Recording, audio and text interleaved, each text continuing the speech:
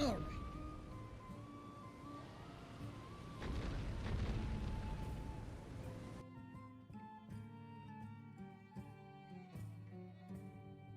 Yo, plant. How you doing, man? How are you doing? All right. So check this out. Today, I'm making. I mean, it should be fun. Today, I'm making a glass cannon, free spear. I think that's interesting, right? We're basically gonna see like how far we can push tree spear damage. Should be good. Like glass cannon, tree spear. I think I can already see like a weak point for this. Like I'm already thinking that maybe my lack of stam is gonna be a problem with power stance.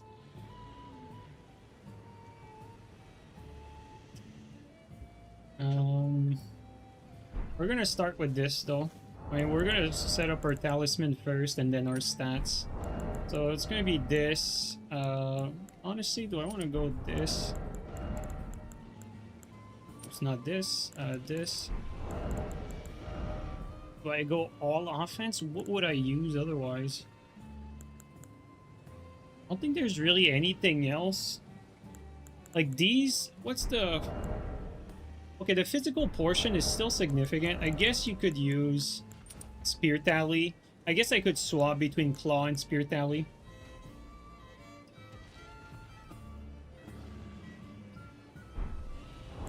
And also, we're going to use the golden one. And we're going to use a weapon that pairs extremely well with this. For our buff, we're going to use Epita. Epita is going to be a very, very good buff to pair with those.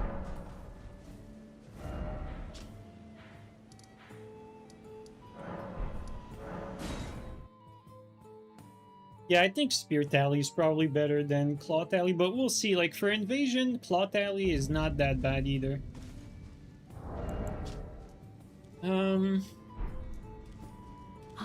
Is it thy way? No. So ideally, actually, I forgot. How much strength do you need for these? 15 strength. Okay, so we still need to put 1 point in strength. No. 1 point in strength. 18 fate.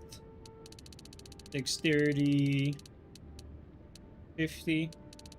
Honestly, I'm thinking like 75 dex. Okay, how much points do we get from there? Let's go to 18. 2, 2, 1. 2, 1, 2, 1, 1, 2, 1. I wonder actually. What about this? Oh, 2, 2, 2. Okay, so 19.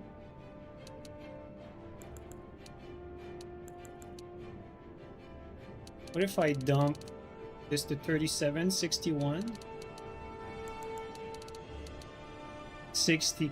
So you get more from strength here than you do from fate, interestingly enough.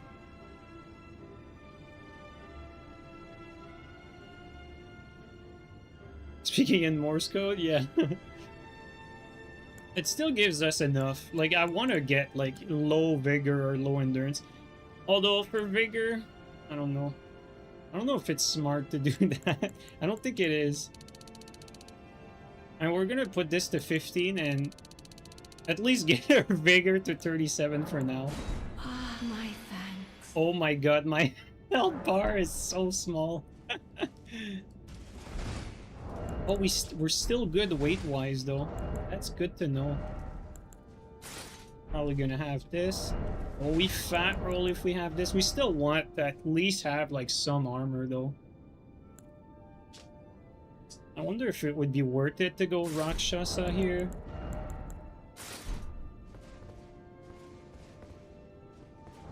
I mean, we will lose some points.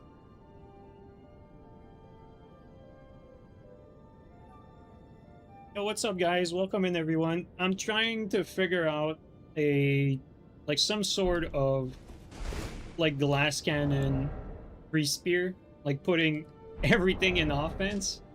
So far, 765 is not worth that sort of trade-off. But we are not done. Like,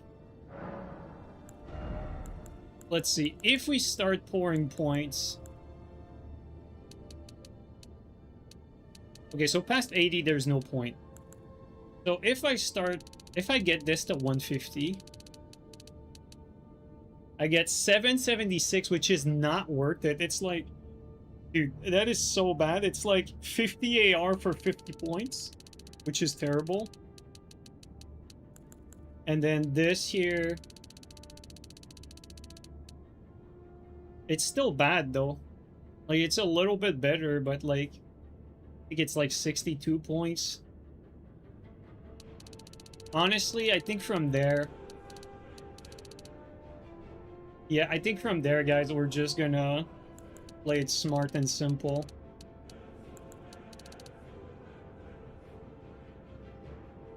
I think what I'm gonna do is I'm gonna level up my endurance a little bit.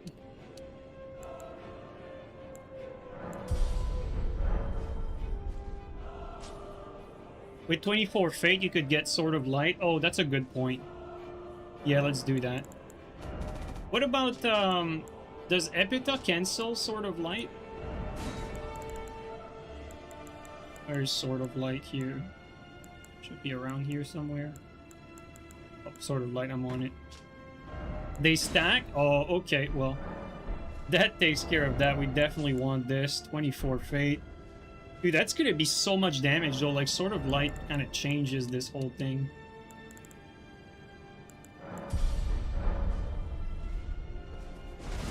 We don't want a fat roll, that's for sure.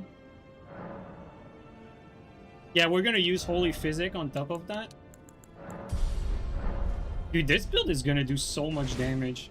Honestly, I wonder if I should just like commit to it. You know, like full Rakshasa, full damage, you know, like full stack.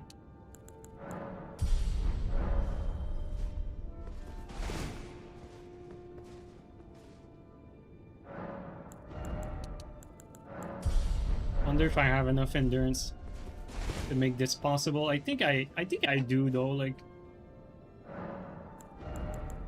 it's not this. God damn it, man. We're almost there. 26.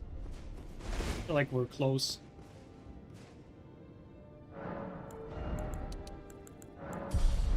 28. Oh shit. Here we go. Let's just check if we can. We can red and blue tier stone. That's perfect. Okay.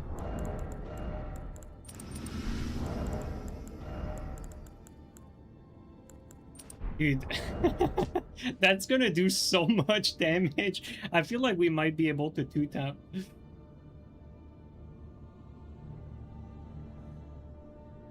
This is gonna be brutal, man.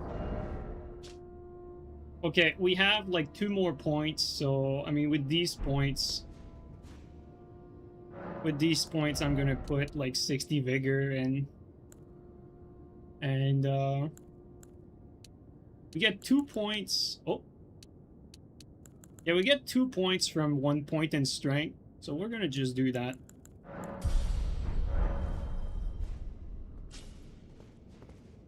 That's gonna be something, man. I feel like this is gonna be freaking brutal, but I mean, I might die a lot. But it's like, you know, if I get the first hit on someone, like, they're in big trouble. Because, like, maybe you just need a few. Buff stacking episode 238? Yes. Physic, and obviously for the physic, we're going... holy damage. So guys, here we go.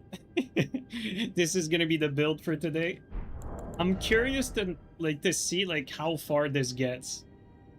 This seems like it could be a good idea for invasion. Obviously, it's the type of build where you get killed a lot, but you have a chance to win like impossible invasions. Maybe we'll see if that's the case or not. It's all gonna depend on how much damage we deal at the end of the day. And yeah, all right, let's try this out. Actually, before we do that, or actually I can do that later. We're gonna change our big pots. We're gonna go equip the... Actually, dude, the frost big pots, frosting someone on top of dealing that sort of damage will probably be quite brutal.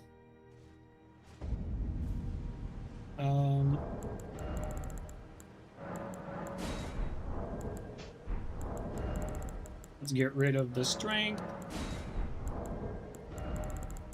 And then my favorite pots, the frost pots and the lightning pots, they're both quite good. But frost pots for invasions, I think, are a little better overall. Okay, I think we're ready. I think this is gonna be good. Well, I mean, good, relatively speaking, you know. I mean, we are squishy as hell. Like, we could get easily killed by like anyone, because we have no poise, you know. No armor, no poise. Still medium rolling. I should probably equip like a row of dagger, just a BHS escape at the very least. Maybe like a row of dagger and like a row of ender. I think that's what I should do. But you know, you catch someone once, maybe you get like one hit and then another hit and then that's GG. And maybe if they have like optimal armor, perhaps 3 hits. I don't know.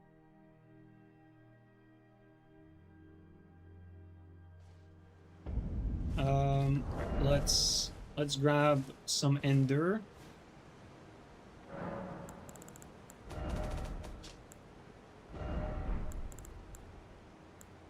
For the ender, 1, 2, 3, 4, 5, and then 1, 2, 3, 4, 5.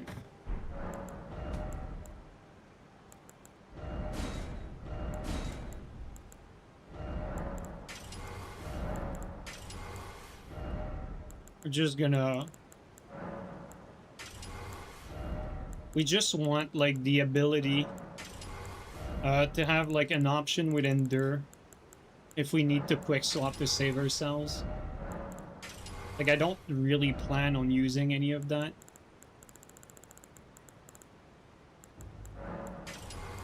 But it's, like, some sort of insurance policy. Alright. We're good.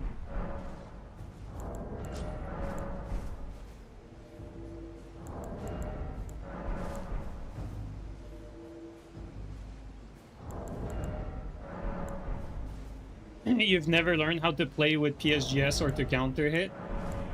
DHSTS cooks it? Yes, absolutely. Like, Trusting Sword just BHS's inward against the spears, and they're kind of fucked at that point.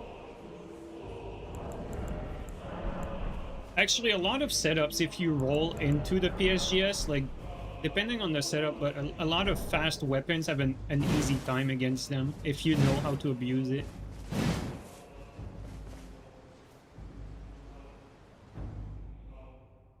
Usually the good PSGS players are like patient with their release and they make sure they hit you, but once PSGS hits you, then you're in trouble. Especially on PlayStation, as this is hard to react. I don't know about PC, but I assume PC is a little easier to react to it.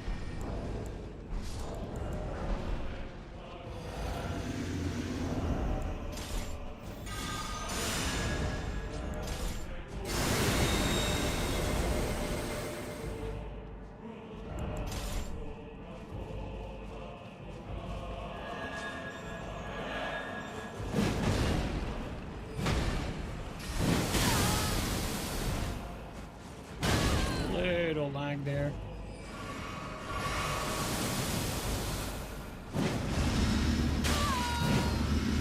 That is some connection.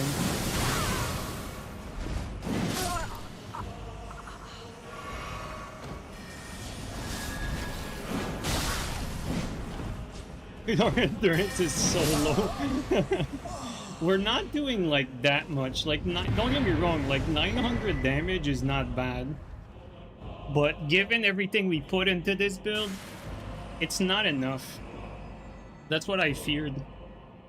Like, it's gonna be a 3-shot most of the time, not a 2-shot. Unless they don't, like, build properly. Golden Vow it. Golden Vow and Golden Epitaph are the... use the same slot, and Golden Epitaph on this particular weapon I think makes more sense. Because we're really going full damage. Like, Golden Vow, the spell, is better overall. It gives you, like, more bang for your buck, but for this in particular, we're going, like, you know, full damage, like, all the way. Might just be better with heavy armor. Yeah, just at first glance from that fight, I think so. I think you're just better off with heavy armor. Because right now, like, I'm sacrificing everything. Every talisman into offense, every armor piece into offense. My stats are all for offense. I don't think it's worth it, actually. Like, it would have like, for this to be worth it, I think we would have needed, like, at least 1,200 damage. I think at 1,200, you can start to justify this.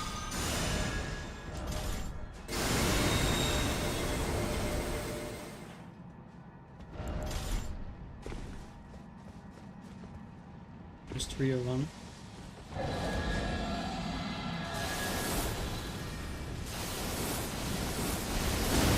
That actually brings that. Great player.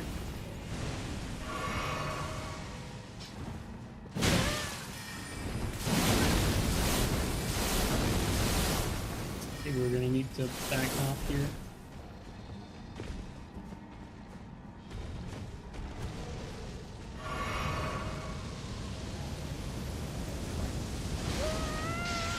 Thought might kill him. Oh, we barely missed.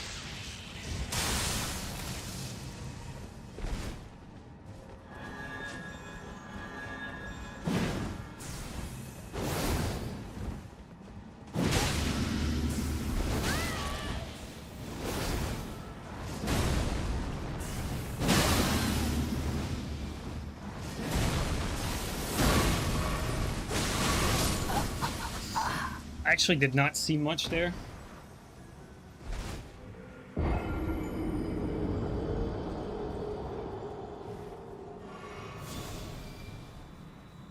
That's kind of what I feared. Like, it doesn't seem to be really worth it given how much damage we take. Like, in this particular instance, like, yes, we 2-shot them because, you know, they have bad builds. If they had good builds, we would be 3-shotting them, and we get 2-shot. And so I don't really think this sort of stuff, like, really advantages me much, given how, you know, like, in a fight like that, like, an invasion like that is very winnable if I can at least, like, resist, you know, a little more.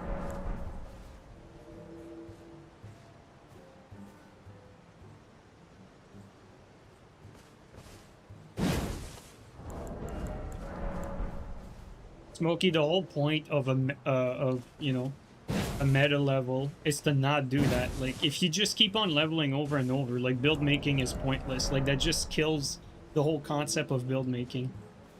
Like, just leveling up infinitely is completely stupid. I already held off on going 150 for a long time. I'm not about to go, like, higher than that.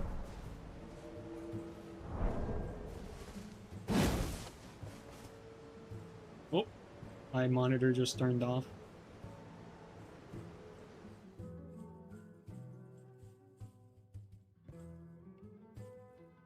I think with a build like that, you need, like, a little bit of separation, because, you know, the recovery for the crouch attack is not that great when you get, like, spell spam. Oh my god, my monitor turned off again. How many players in there? 2 players. So we're gonna try to do it, and then I'm gonna try to fix my monitor after this.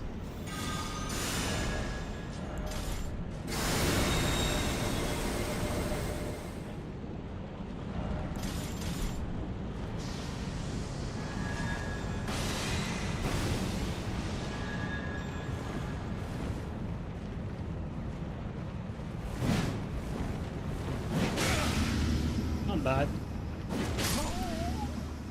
Alright, let me try to fix that monitor.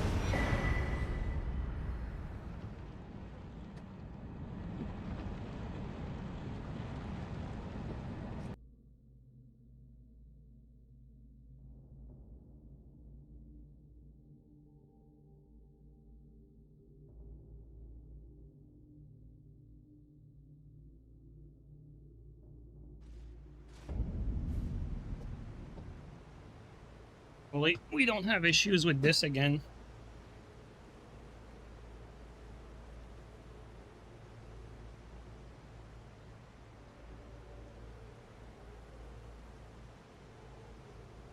All right.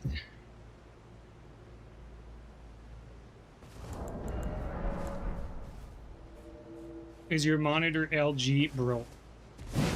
You watch too much YouTube. That's not even what the LG thing is about. Like, LG thing is... The LG thing is fucking... You should be blaming fucking Microsoft. Fucking Microsoft. Windows, backdoor, and shit.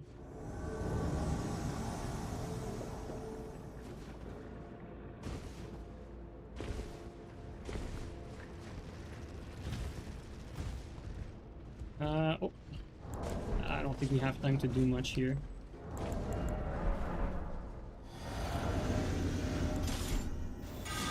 Okay, maybe we do. Nice.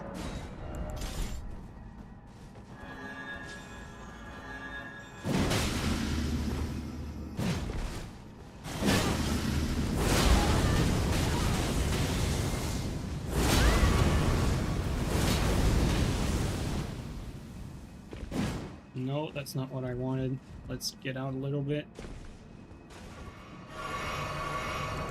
That's gonna be a problem. The status does too much to us.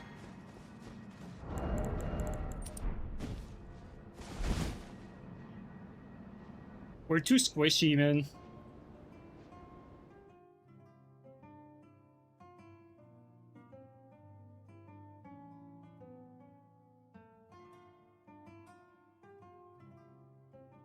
It happened to you on PS and PC, but you got a new monitor and it stopped completely.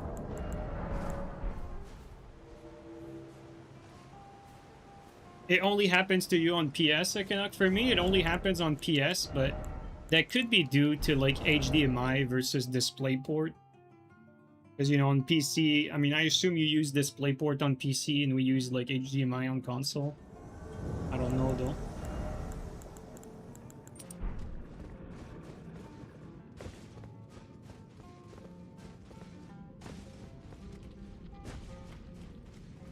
But it is quite annoying for sure. They're gonna be up there? Yeah, they are.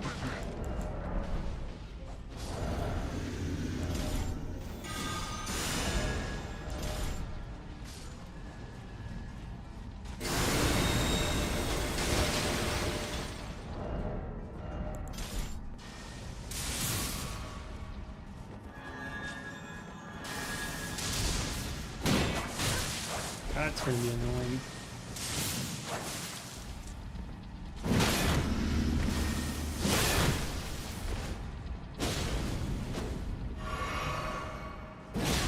Wrong lock on as well.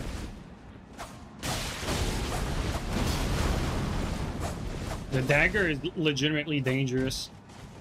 Because we have no poise.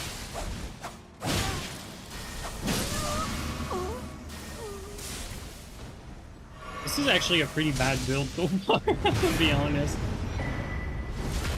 This is a bad build because we're too squishy.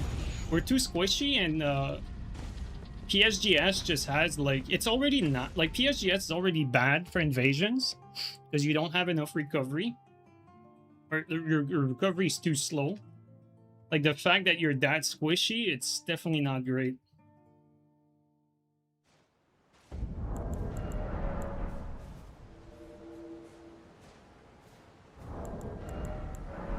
Yeah, for me, I have that happening, and I have an Alienware monitor.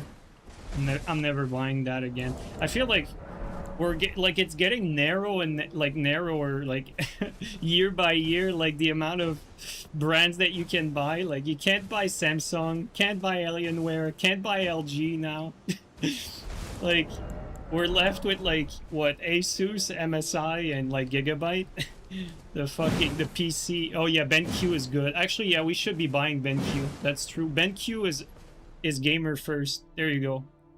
Should be focusing on BenQ. Do BenQ even make OLEDs though?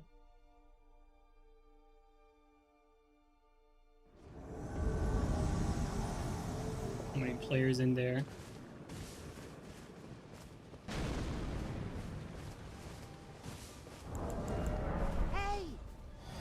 Definitely not gonna duel with this build if that's what they're hoping for.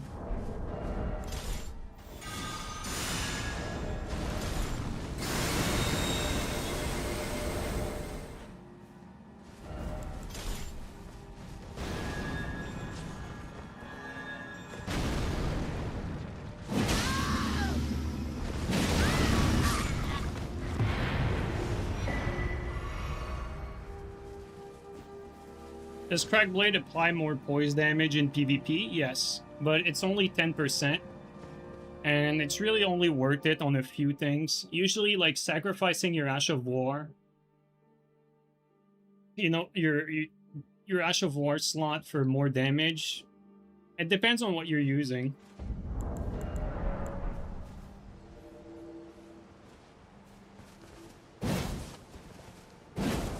No OLEDs for BenQ, yeah. I think I remember, like, when the QD, or when the OLED technology came about, BenQ, I think, like, had a memo at some point, and they said that they preferred waiting for the technology to mature before coming out with new monitors. I think, I mean, they should be at this point now. Still using TN with backlight strobing. That's kind of... It's kind of bad. Like, the thing is, like, you know, competitive monitors, they're focused on the upper echelon of refresh rate. And so, like, they're made, like, especially the BenQ monitors, like, specifically, like, the Zoe monitors, they're made for people who play games at 300 plus FPS.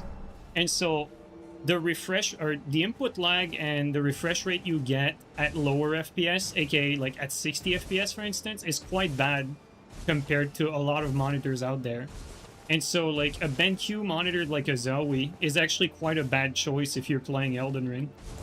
It's a very good choice if you're playing a high FPS game, but a game that's capped at lower FPS it's actually a terrible pick.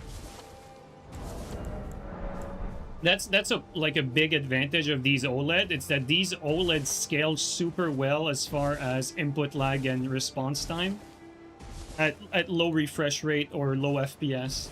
And so you get that same instant advantage. Doesn't matter like what FPS you play at. So like OLEDs are far better for a game like Elden Ring or Souls games, basically. I plan on getting an OLED at some point, but quite frankly, I wanted the technology to mature a little bit so that I don't get caught up like buying like a 1K monitor and have some burn-ins, you know? So I wanted to see like wait a while before like stuff settles a little bit. And you know, micro LEDs are also like around the corner, I think. Not sure if it's actually going to be better than OLED, but we'll see.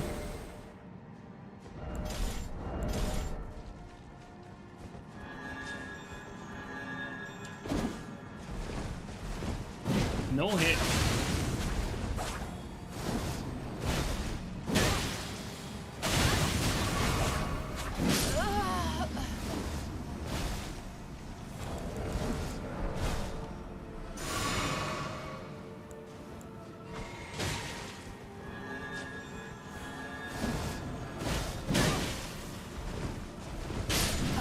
Oh my god, just the clipping of the running actually killed him though. That's funny.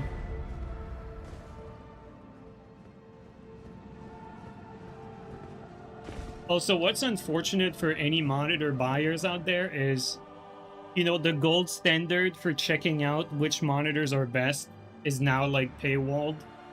Like before, you could go on artthings.com and they would have like massive charts like rating every monitor with like in-depth testing for every monitor that are out there. And now like all that info is paywalled because they had like bots scrape their information and other website basically steal their traffic.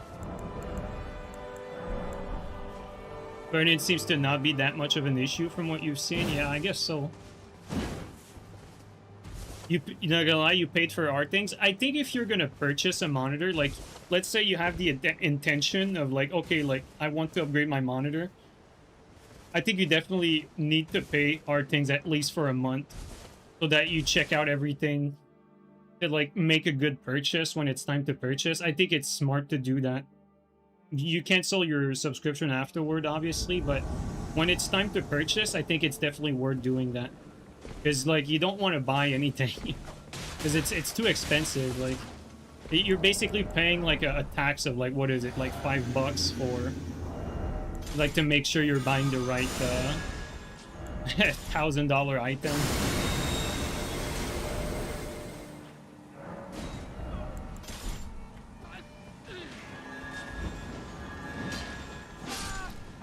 Our teammate died. He died. Oh, we're both like equipped for dealing high damage.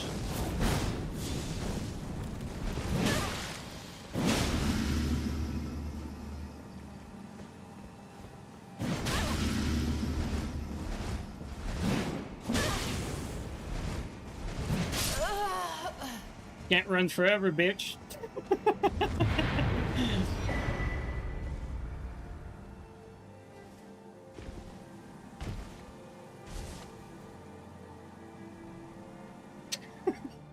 Green like that.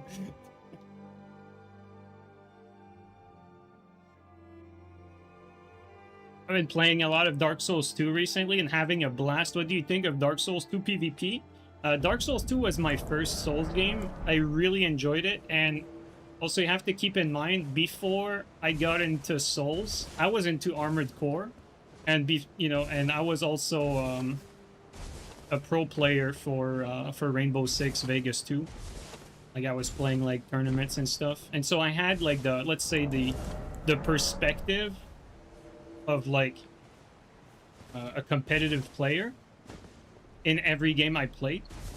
And when I got introduced by a friend to Dark Souls 2, I could see the skill that was there.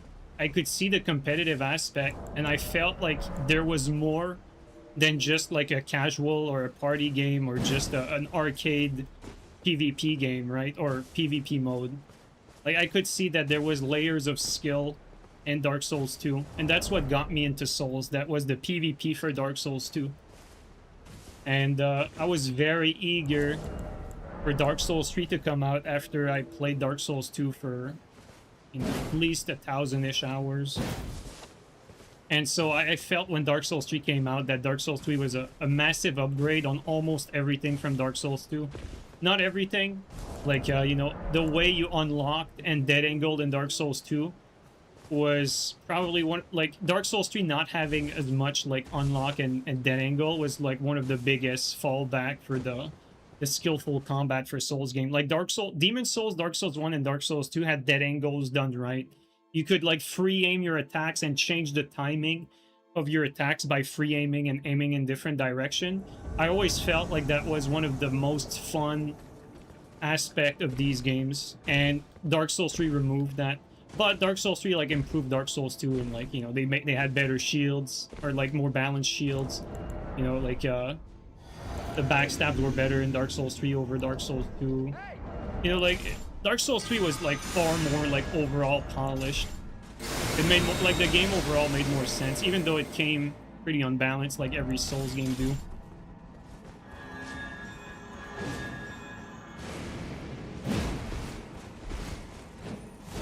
I ate my input.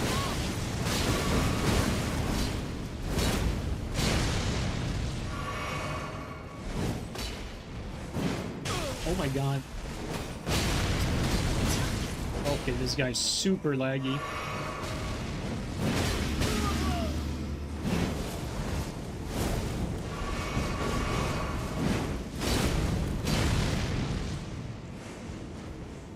Unfortunate, a lot of laggy players. Let's trade that. For fuck's sake, man.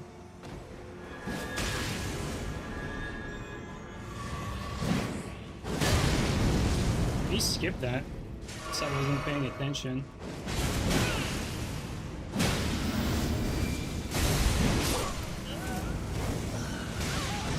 Could not really dodge that.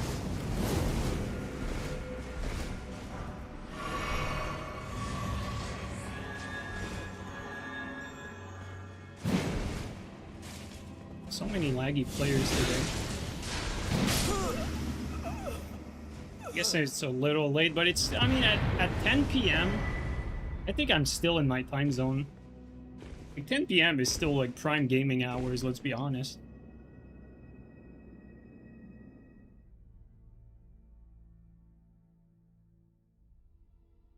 You're surprised on how active Dark Souls 2 is on PS? That's interesting.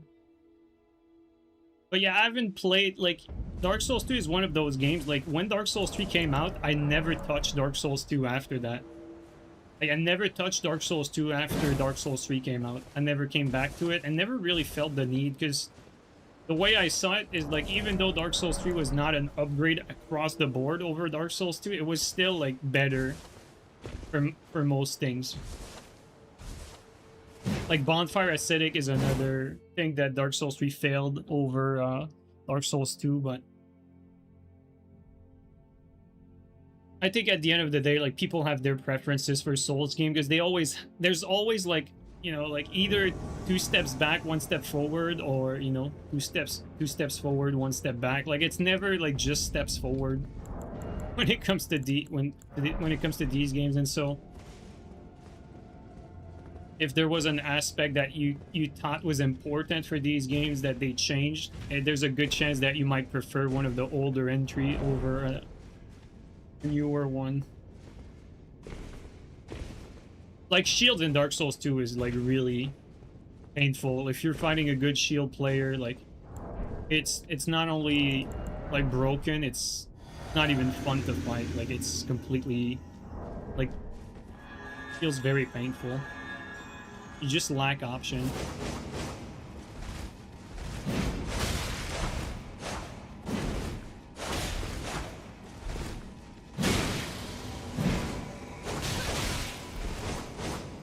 Be careful about this guy. He has the double Milady. Milady blood on the type of build I'm on right now seems pretty dangerous.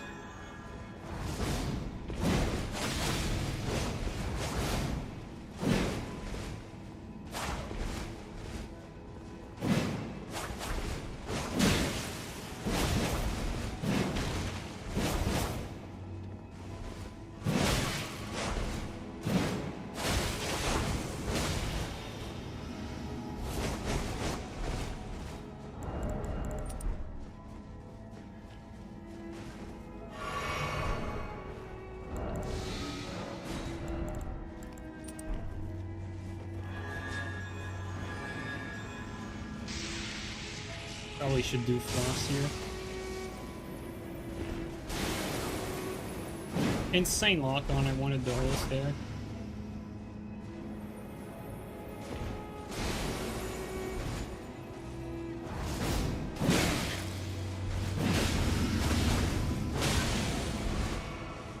I'll be honest, guys, the fact that you cannot poise any of these attacks makes it quite difficult to fight 2 LGS.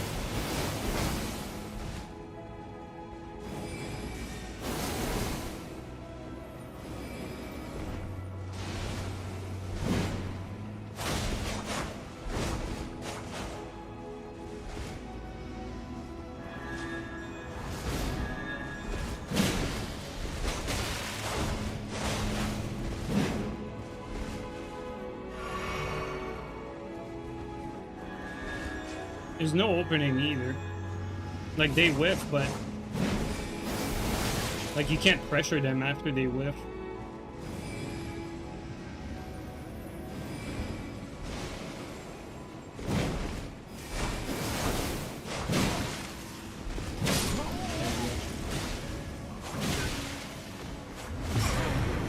I'm lucky that the tracking was bad on his like great sword, because I was out of stam and could not like attack faster than that. Yeah, I'm gonna be honest, guys. Like, you know, it's fun to experiment, and we always like experiment from stream to stream. You know, I think tree spears are probably, you know, I don't know if tree spears are the best great spears or if it's the arcane ones. But this is not the build for it. Like, going full offense on these, yes, you do massive damage, but it's still not enough damage, I think, to warrant how squishy you are. Like, this is much harder than if I was just... like, for instance, I think this would be way better if I dropped, let's say, like, Spear Talisman or, like, Rotten Wing Insignia, or maybe even both. Lower my dex, like, right now I'm at 80 dex. Lower my dex and then give myself like more endurance, better armor. You know, I think that would just be better overall if I do that.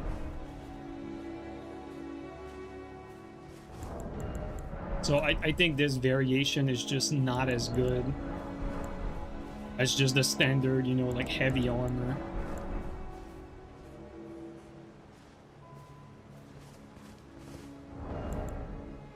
Matter of fact, we're going to do another invasion, and then I'm going to reallocate, and we're going to see the difference.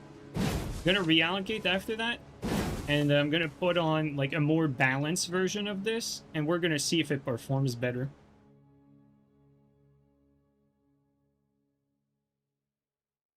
Because right now, you know, we do enough damage for this to be worth it, but we're too squishy. It's very hard to capitalize.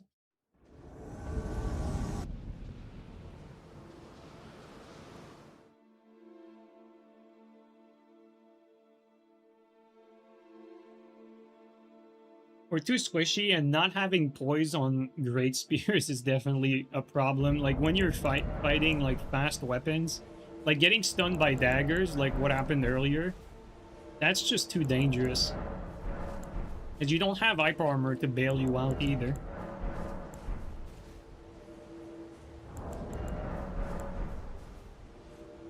I think we still want to have that 24 fate though. What we might do is we might sacrifice that Rakshasa to not be that squishy.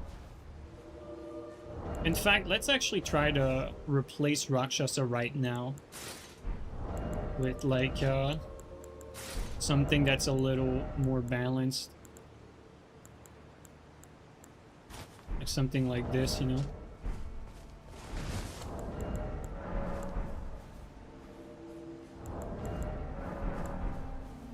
At least by doing that, we gain like 6% more physical resistance from the get-go. And we lose 6% damage. Which at this point, I think we're just too squishy, so it might be a decent trade-off, who knows. Well, I can do that. Can I actually go heavier? I can actually go heavier. Can I go heavier again? I can, okay. Okay, so this armor is a lot better. This is good armor. I think for the helmet, though, this is as far as we go. Yeah.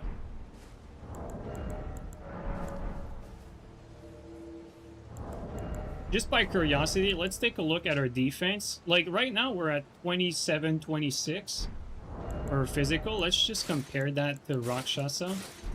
Oops.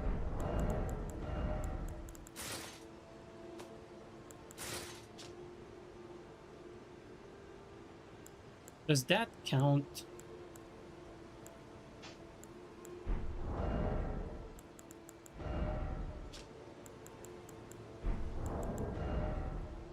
$16.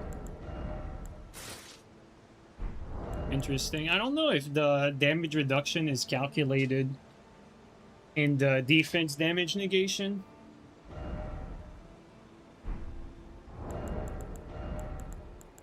But the trade-off here is basically like you trade, let's say you trade about 6% offense for 6% defense. That's the type of trade-off we're looking at right now.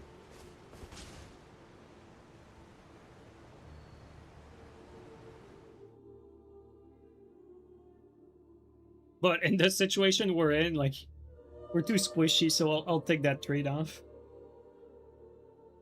Oh, also, it should be noted that our stance Great Spears without any status are really bad against latency. Like, it's almost impossible to roll catch someone because you can't, like, backswing them, you can't, like, spam against them. Like, all you can do for roll catching is, like, time your attacks, and so you're forced, like, trying to trade with people, and not being able to roll catch with PSGS is a problem.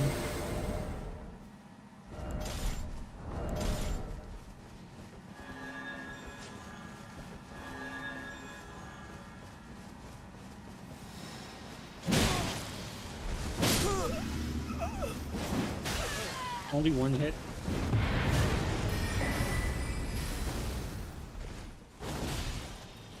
Insane ambush.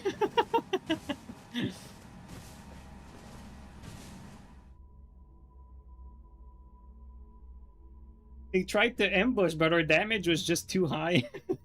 It didn't work.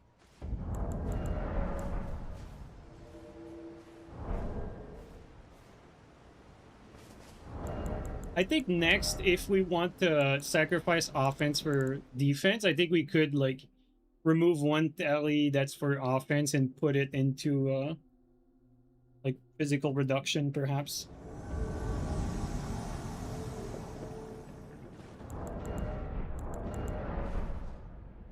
One down.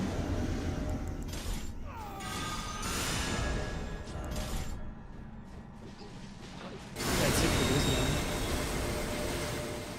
You know what? I was about to say I might die to the lasers, but he just died on his own.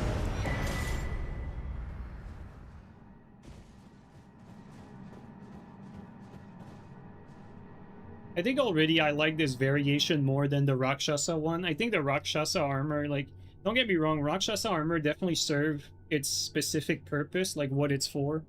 Just going all in on damage. But most of the time, it's not the right play. Going all in on damage is not the right play most of the time.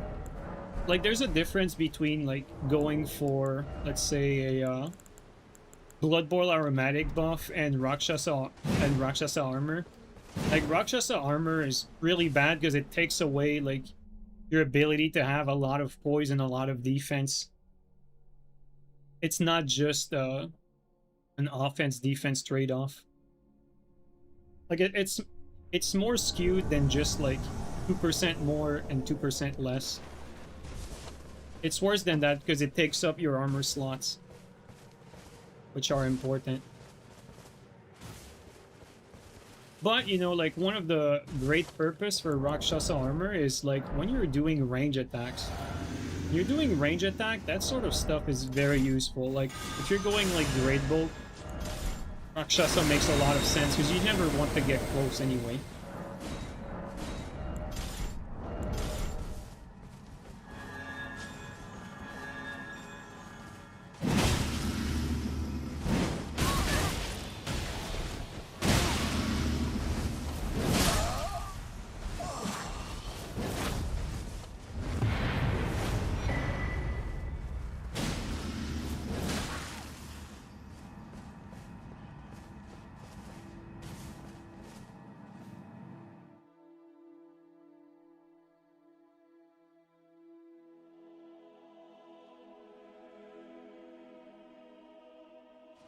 I think I like this a lot more already. I think Rakshasa was a little too much, but I think this already is a lot more balanced.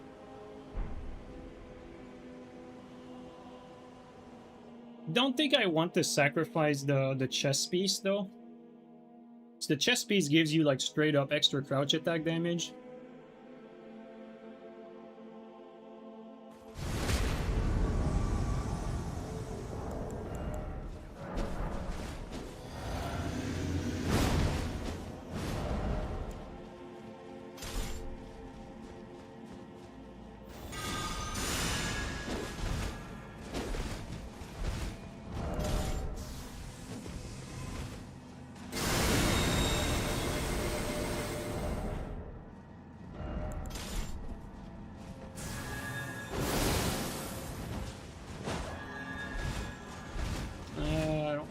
I need to kill the caster first.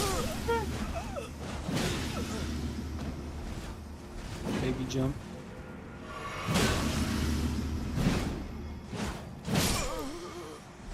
Okay, so far this is a lot better already.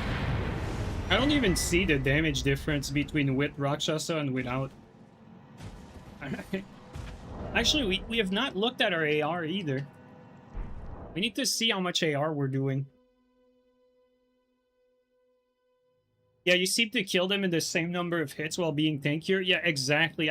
That's exactly how I feel too. And even though, like, you know, I'm still not, like, tanky per se, I feel significantly tankier just, you know, not having Rakshasa. Alright, let's take a look at our AR right now. We're at 742.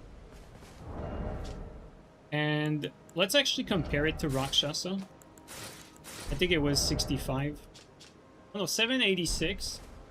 So 786 versus 742. I think it's quite a big difference, to be honest. Like, AR-wise, 40 AR difference for this. With the buffs, it's gonna start to matter. With the physic, with the bundles, 953, we're easily gonna reach 1,000.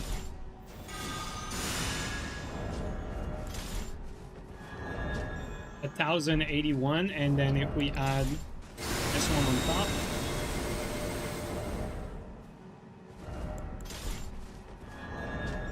$1,187. Not bad. Now, actually, before this runs off,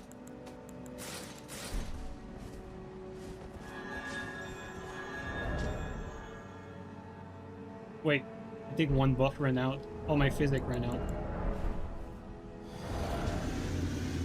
You get about, let's say, a little less than 100 AR from Rakshasa. So you technically, I think it's fair to say you probably do around like 100 less damage with Rakshasa, without Rakshasa compared to Wit.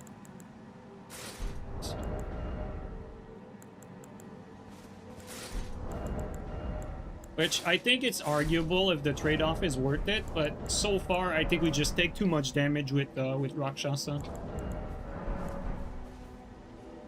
So I think at some point you need to accept that trade-off and just get some more defense in there. One thing I'm actually considering right now is, do I want to sacrifice Spear Talisman for, like, you know, defense crest? I don't know.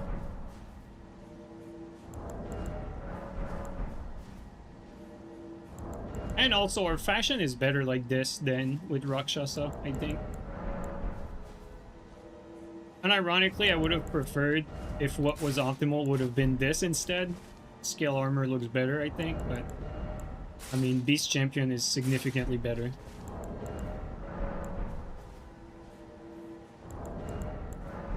Beast Champion is actually quite strong for the weight ratio.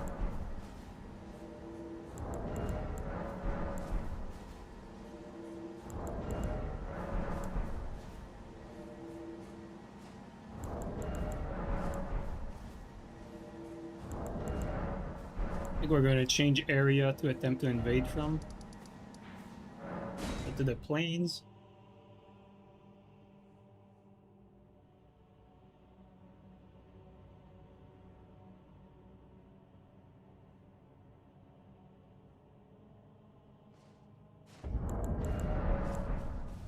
One thing that I definitely see as a big drawback with something like this is your status resistance is mediocre.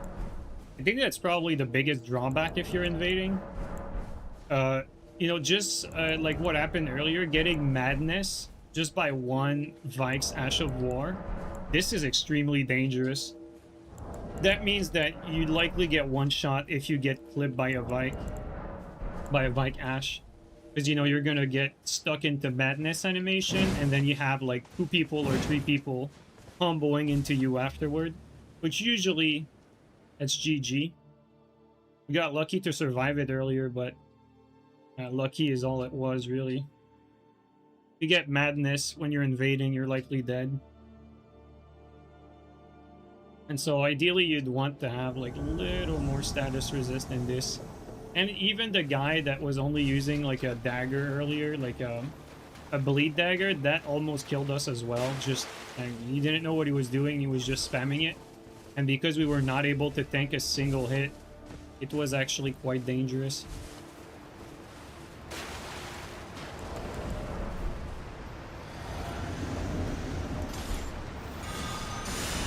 They're fighting the popsicles? Or are the popsicles fighting them?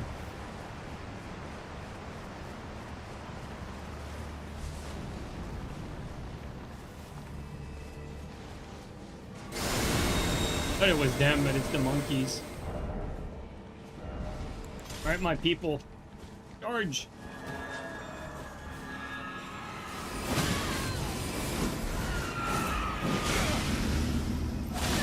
Actually, 8 lane foot. That's crazy.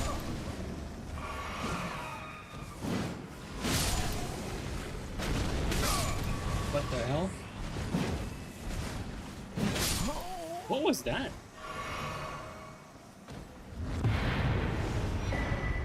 Guys, enlighten me. Was that part of the PvE? Because we checked, there was no other players in the world. That's strange. I have no idea what that was. The blue explosion. It's the PvE? I don't think I've ever seen that. Oh, there's a giant. Okay. Never noticed. I don't know how.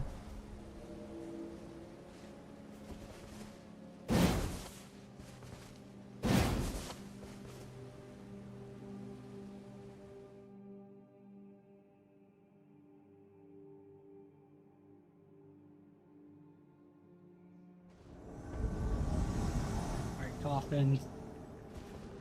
Hope this is not our coffin.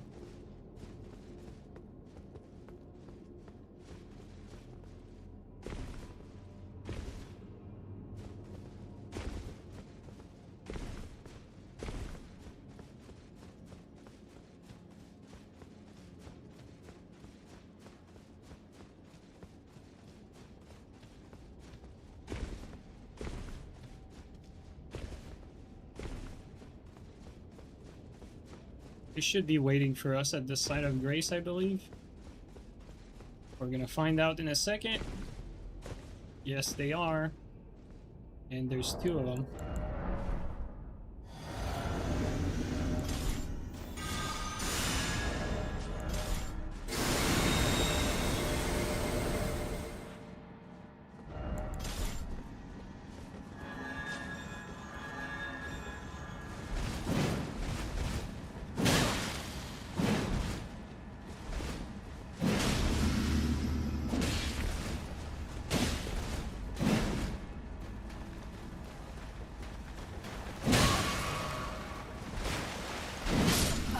Three hits, not bad.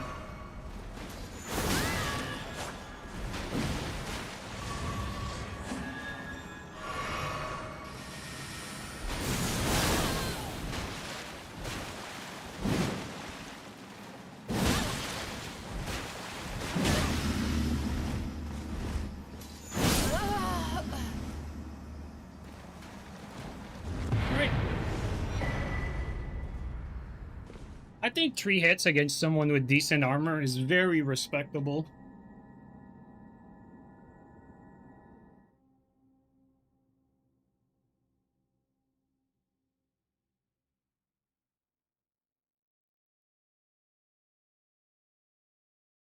Watch back the footage and it was one of the worm that exploded. Some of them in that area can do that. Yeah, I think that would make more sense because a giant, I would have seen a giant there during my playthrough already, and I've never seen one.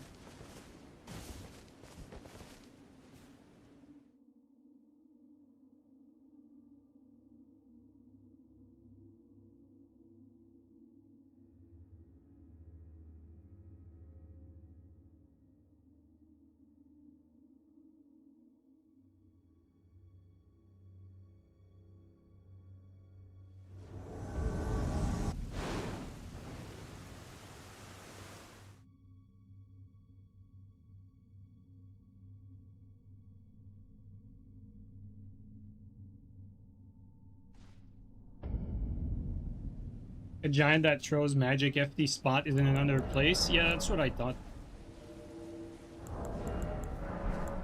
It's good to know though, like what type of PvE you have for support for each area. Obviously, you basically need to know the entire game by heart, you know, for that sort of stuff. But the more you can remember, like the more you can maneuver in these different areas and have the right approach for each spot you invade. Obstacles are quite reliable because there's a lot of them and it's unrealistic for the players to kill all of them unless they have Wave of Piss. If they have Wave of Piss, it's always a problem because they can just like clear PvE like batches at a time.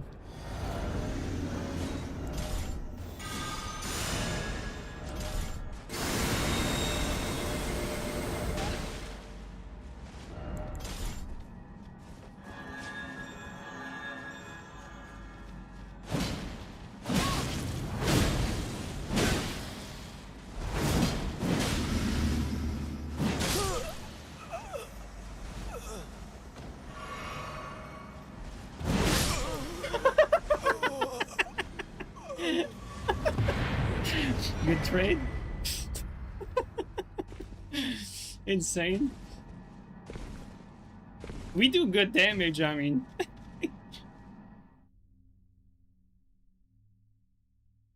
Obstacles are also reliable in the summer for cooling off with a sweet treat. Yeah, exactly. Not the one in these games though, like, you know, if you try to lick some of these popsicles, I don't even know what will happen to you if you try to do that.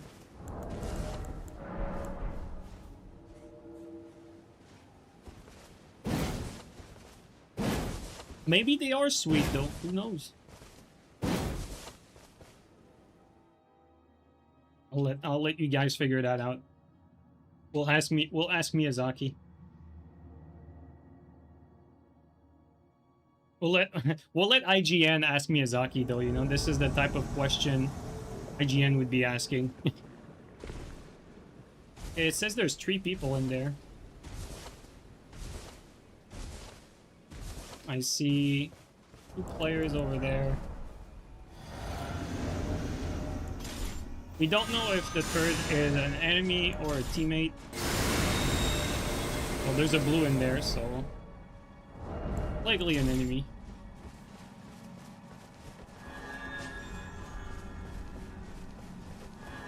Oh, he's taking damage. Oh ho ho! No, we have a teammate. All right.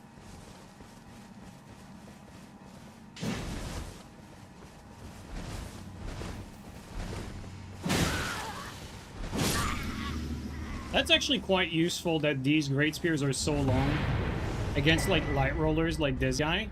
I actually have the reach to hit them, which I can't say this was always the case when I used Lance. Like if you wanted to catch a light roller with Lance, like you needed to do like a running attack or a jumping attack. You'll catch a Tarnished STD? Yeah, you're probably right. You don't want that.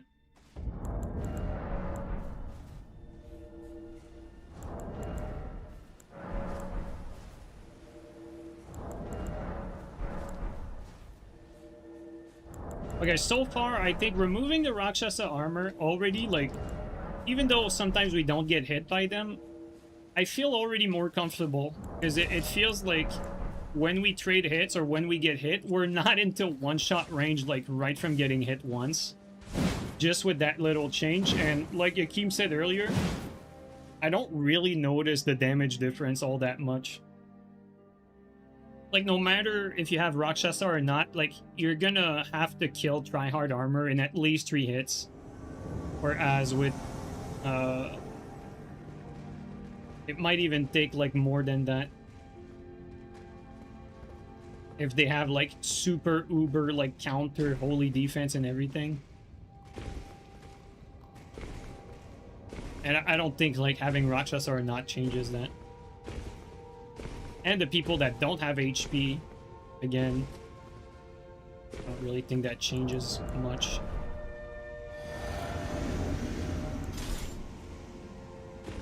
This guy has a light, not a light grade sword, an HTS. Although, quite frankly, I'm not too sure we're gonna make it before they fog wall us. I don't think we will. And I'm gonna buff up anyway. If we do get there, might as well be ready once we get in there. Okay, we're about to get fog walled. There you go. Fog wall coming in.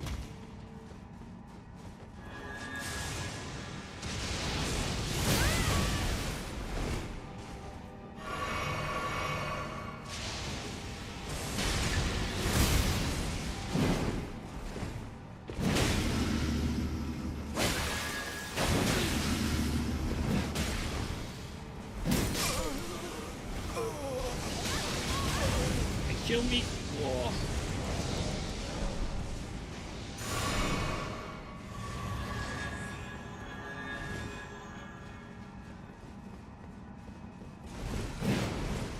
In there.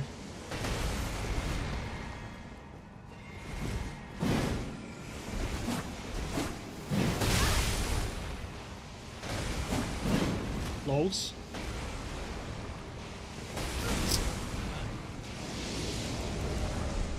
No, come on, game. Input the game, dude. It's a blue already.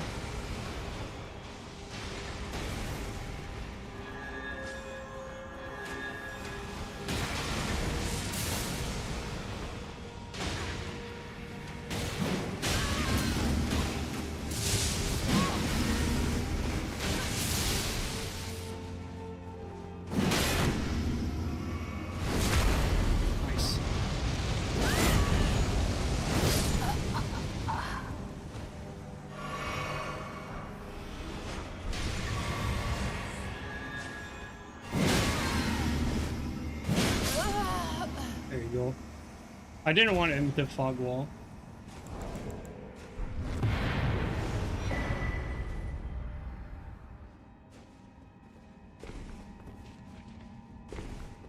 Yeah, I thought they were gonna fog wall, but they didn't, and they fought, which I appreciate, but I wasn't sure if the host, like, didn't fog wall, because he thought it was in the bag, like, you know, oh, there's 3 of us, there's no way he kills us.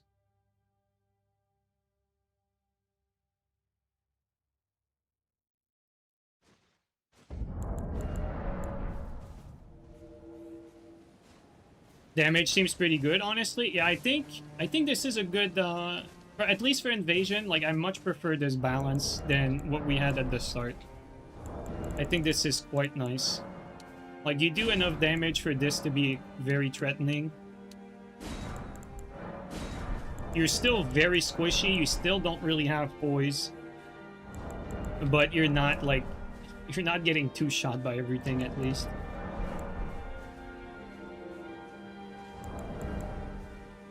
Is 2v2 dead on PS5? You just got the game? I don't know about random 2v2 anymore. I rarely do 2s much, but last stream was just 2s. Like, last stream I was watching Cleve play on PC with this really nice lobby, and it made me... Like, it's rare that it happens, but it made me actually want to play with, like, good players and just have fun. And lucky for me, when I stream, Cannot Green were there, and other people joined in as well from the stream, and it was actually a lot of fun. Streamed for like 3 or 4 hours just doing 2v2s. It was pretty chill. I quite enjoyed that, but I don't get that itch very often anymore.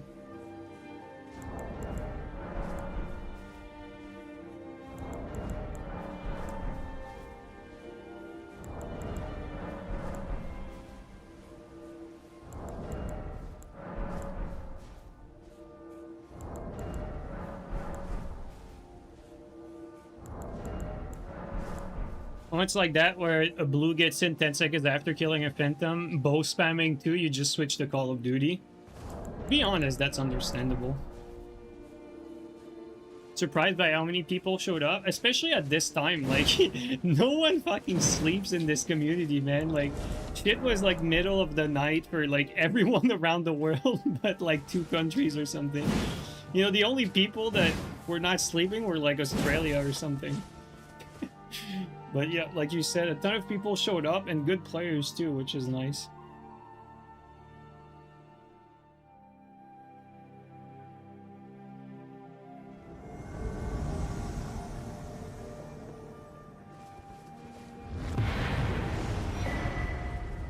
I will say though, every time I play good players like that, I get reminded as to why like I don't really like Elden Ring all that much. And it's not about the players or how they play, it's like, let's say you want to play with one weapon in particular. Let's say, I don't know, let's say you want to play with light greatsword. Like, alright, it's gonna be super well until, you know, this matchup is not so good anymore. Or, you know, you play with another weapon, pick your poison. Like, basically, no matter what you pick, you're not gonna be able to go, like, all the time pick that weapon, just embrace it, and you'll be able to fight everything. Like, there's always gonna be, like, hard matchups. And so, like, you're kind of forced into that counter-picking game. Or, like, you know, like, if you're fighting a good player, like a Canuck or a Green, like, if they go on the defensive, there's, like, a handful of weapon that can finish them. Like, if they're on the defensive with red and blue tear stone in that type of arena, like, and your teammate is busy, like, you're not killing them. They're gonna stall you. And that's how you should play it, you know? Like, players that are good like that, you're not killing them unless you have, like, one of the few weapons that can.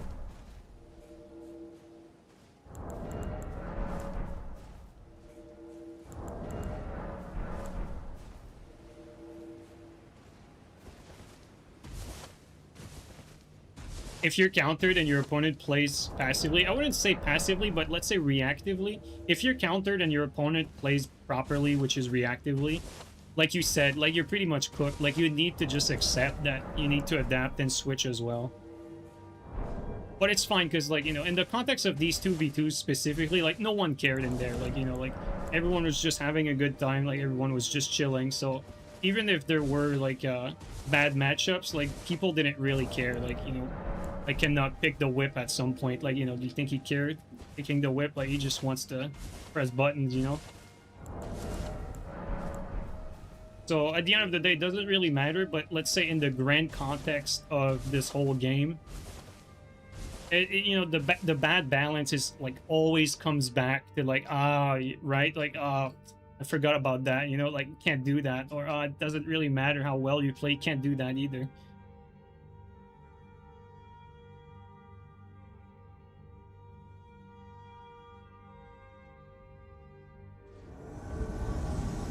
Although in 2v2, I have to say, like, the way you fight with your teammate can overcome a lot of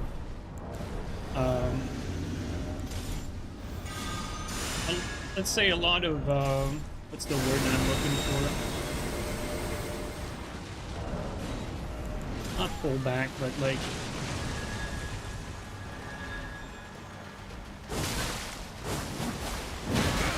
wow.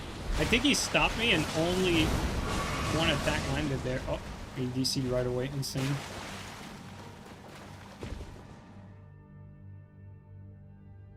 Yeah, playing with in 2v2s though, like, the way you play with your teammate can overcome, like, some of the weapon disparities, basically. Like, you know, like, we had this guy, like, that was playing with us that looked basically like a random, but the guy, you know, wasn't necessarily the best in 1v1, but he was making, like, most of the time, like, the right decisions for picking his target. And so, like, no matter who he had on his team, like, he always gave a chance for his team to win. Even if technically in a 1v1 he was the lesser player every time. Like, the way he played twos made it so that he always gave it a solid chance for his team, because he was always doing proper target switching and always, like, putting the aggression. The guy was smart in 2v2. Yeah, like, you guys know exactly who I meant. I don't know his name, but I don't know if it was, like, a some sort of baby turtle alt or, you know, something like that. Like, a plentiful alt or whatever. Plentiful and baby turtle have better spacing, so I don't think it was them. But, like, you know, like, some of these players, like, they don't necessarily... They're not gonna, like, out 1v1 a green, you know? Like, it's just not gonna happen. But they play so smart as a team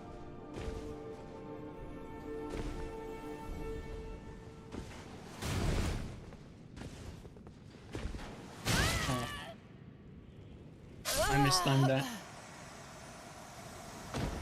I should have. I thought, you know, we invaded this guy a few times, and he was looking for duels at the top. This is like the first time he goes for a cheese kill like that.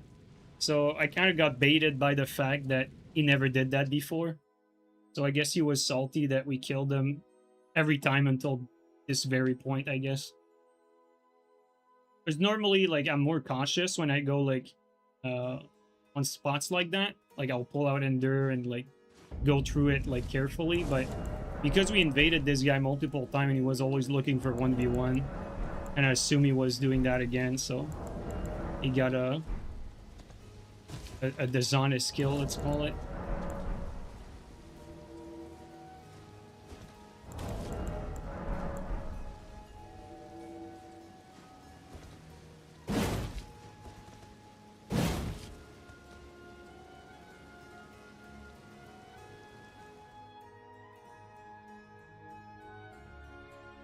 What happened during the ad? I thought we were gonna 1v1, but the guy just ambushed me and knocked me off. Because usually I invade this guy and he wants to 1v1, but this time I guess he pretended like he would and just got ambushed, like, straight up. And he just knocked me down with one arrow. Which is not, you know, very hard to do when you don't expect it. How many players in there? Oh, this guy's by himself. Don't want to see my buff damage.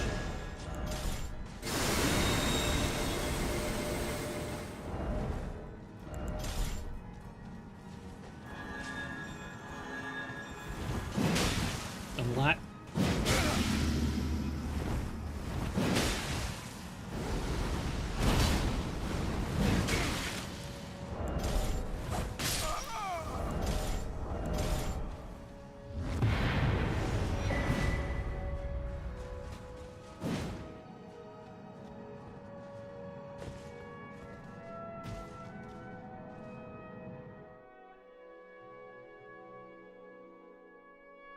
'99 Insight was you? You had a great time? Oh shit, let's go, dude. Well played last time. You played very smart, dude. It was actually like, it's always fun to play with people that play smart. Playing smart and team fights like that very often is even more important than playing tight. And when I say playing tight, I mean like having the tightest spacing possible. Like, you know, if that was only what mattered, like, you know, like Canuck and Green would win every time.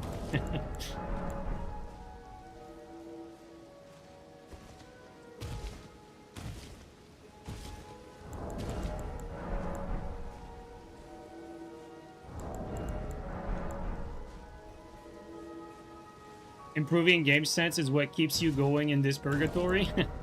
Well, you never know, like, you know, next From Software game comes along, you know, you get a Switch 2 and it's amazing. You never know.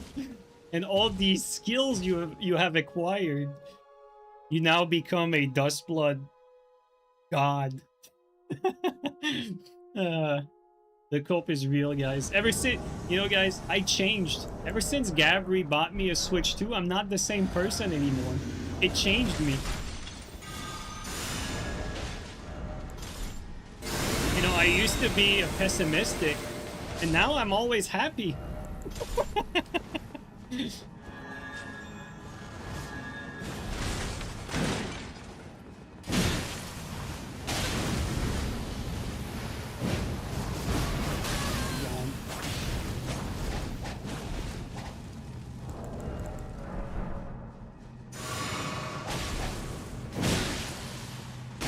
Bro, he doesn't care. Oh my god.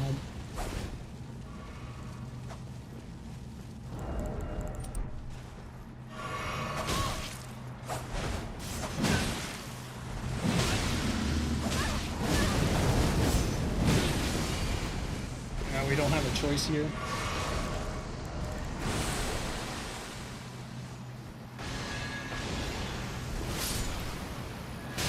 Bro, that just unlocked me in place. What the fuck? They're invisible.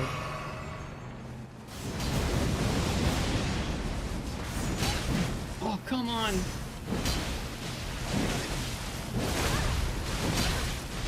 But PvE is helping me big time.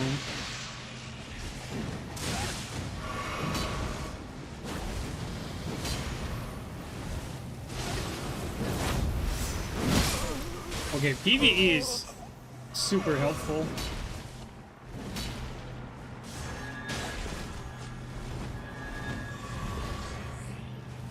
I actually wanted to... Oh my god, the host is lagging so much. Close. Bro, the PvE is like stuck in place. That's how laggy the host is. Oh my god. Did he DC? Yeah, he DC. Okay. His connection was just too shit. That's unfortunate. The no FP blind spot is locked in for real though.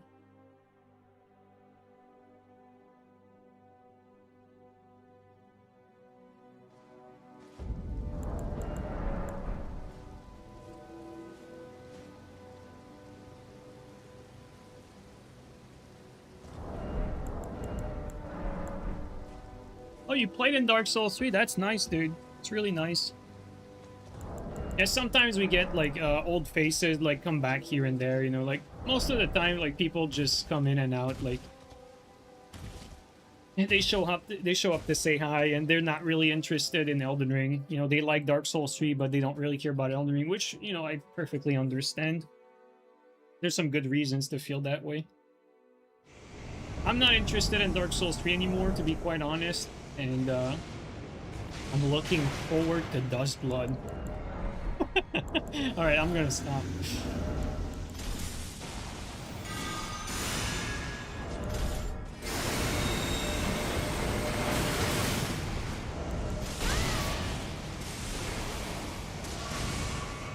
Let's play smart here.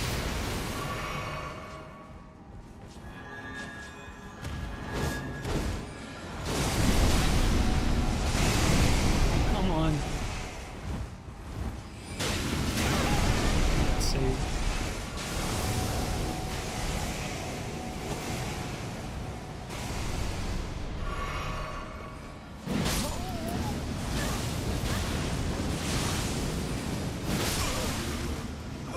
Bro, we're unstoppable. Even in this mess, like, we managed to kill people because our damage is just so high, man. That's crazy. Like, we managed to sneak in trades in unwinnable situations. Pretty good there. I felt like this invasion was a pretty tough one because, you know, you were facing a, you know, a beast jaw, like Ash of War spam, gravitational missile plus spell spam, and then a guy that was aggressive. Like, this is usually the type of situation that feels unwinnable. But, you know, they get too cocky, and with a build like that, it's high risk, high reward, you know? Like, you die in situations where you usually would be victorious, but you also get a fighting chance at these unwinnable invasions. Any other build dies 25 times there. Well, I mean, even this build, that's the thing. Like, that's the thing that I've learned over time with invasions. It's like, in Dark Souls 3, I was able to, you know, to do, like, streams and go deathless, like, streams after streams, by focusing on survivability, defense, balance, consistency. Like, having balanced build that are ready for any situation, but that don't necessarily, like, overperform at anything. Although, to be fair, at the end, I was mainly using the Dex Glass Cannon for invasion, and to be quite honest, it was the best invasion build that I've played with in Dark Souls 3. And so far, this is sort of like the approach that you need in Elden Ring. You want to go, like, and have that big damage option when you invade. Because it's too hard to get consistent damage output on people. It's just too hard. There's too much attacks that you need to deal with that are spammable from a distance, and so you never really have a chance to focus in on a player and, like, roll catch him a few times. It just doesn't happen. Like, players are able to get help from their team spam too easily in this.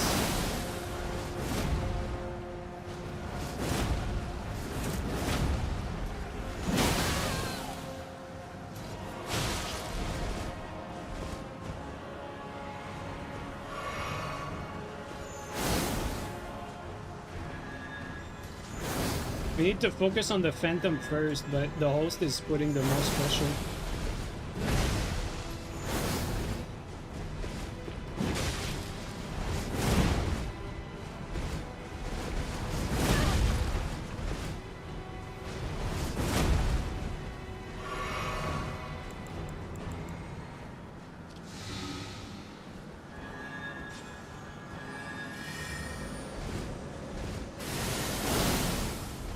Quite annoying.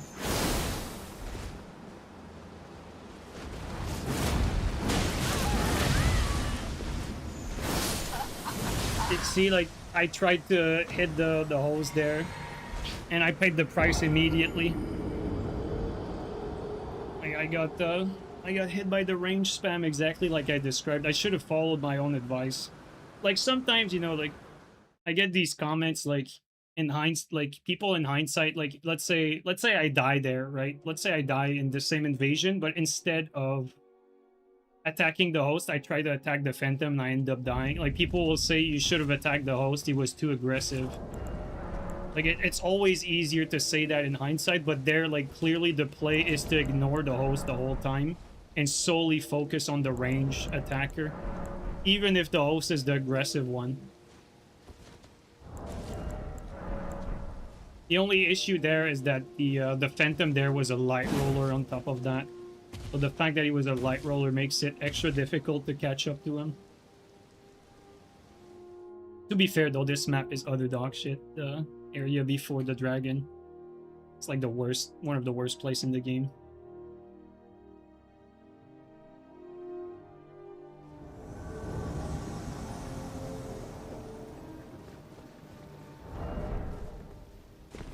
Like, even though I died, the play in, or actually, I died in that last invasion, but the play is to just focus on the range attacker again. Like, even if the host is over aggressive, like, he has Rune Arc, and the other guy is not gonna stop spamming, so need to be mindful of that.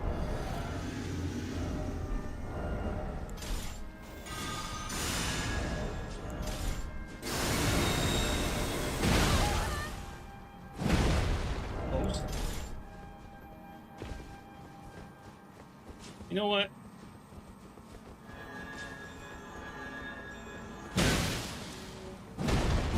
Yo, I almost got scammed by the PlayStation controller, dude. That was scary. Okay.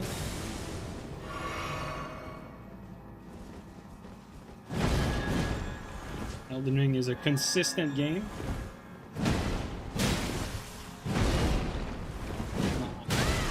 Oh, he does way less than the other guy.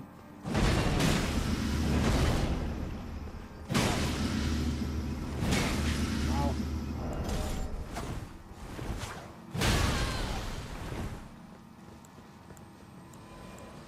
Oh my god, he got fucking message rated. You gotta be kidding me.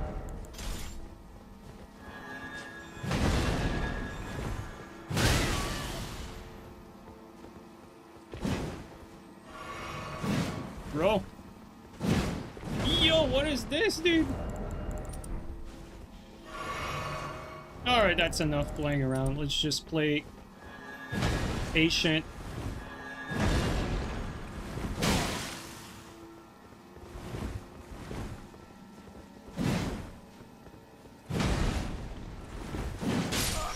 There you go.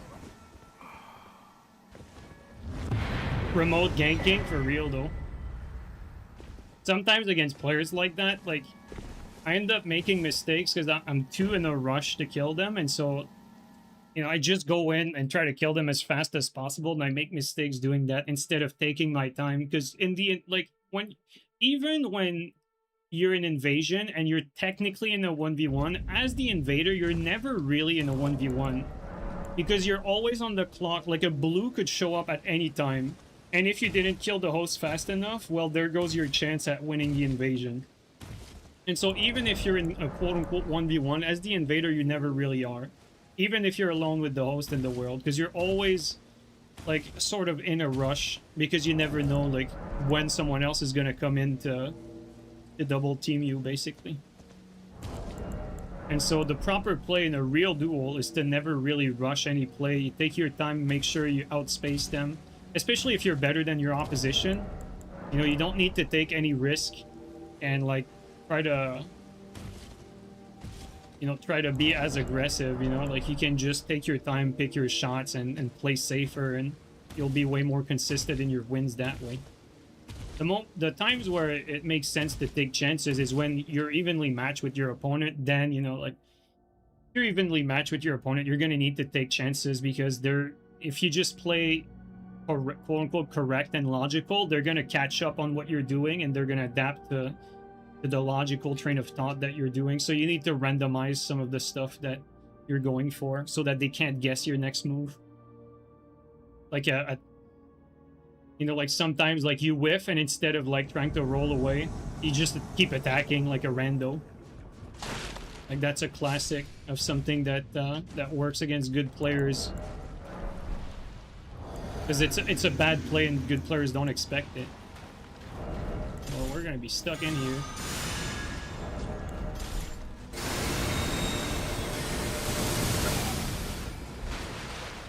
That's gonna be painful. Dead.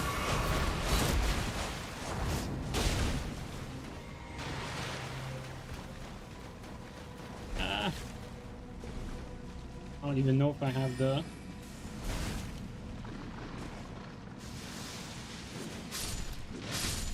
Alright, we made it.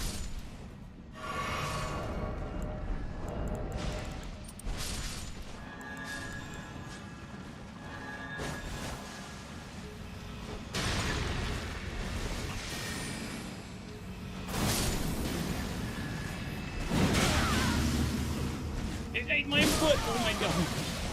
I think I was out of stun. Yeah, we don't want to go down there here.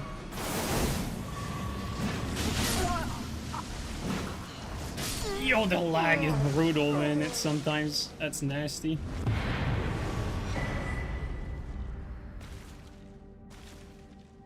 I think we played that well. We spawned... Or, not spawned, but... When we dropped down, we were in a terrible situation.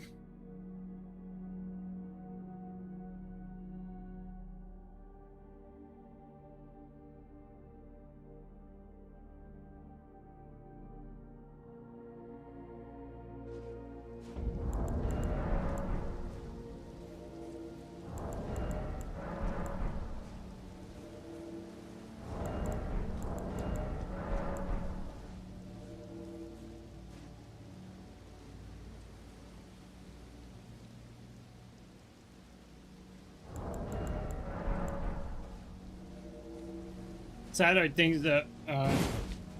that things are this bad lately. Yeah, I've seen a few people say that the connections on PlayStation have been terrible, and like what happened there, like we could clearly see it. Like that last hit on the host, like had some nasty, like unexplainable delay to it.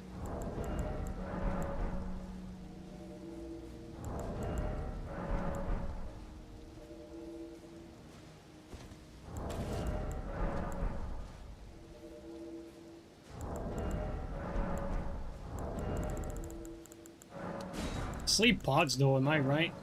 How good are sleep pods, guys? They're so useful. It still got us the first kill. I think it slept all of them.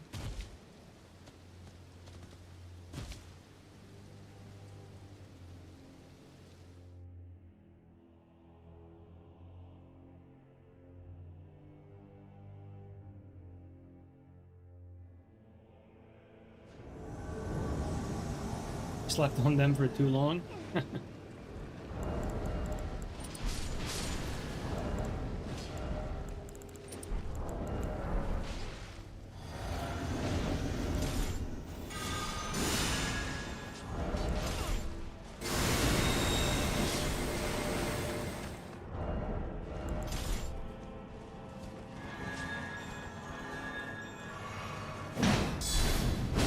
I love how it just locked me to the other guy.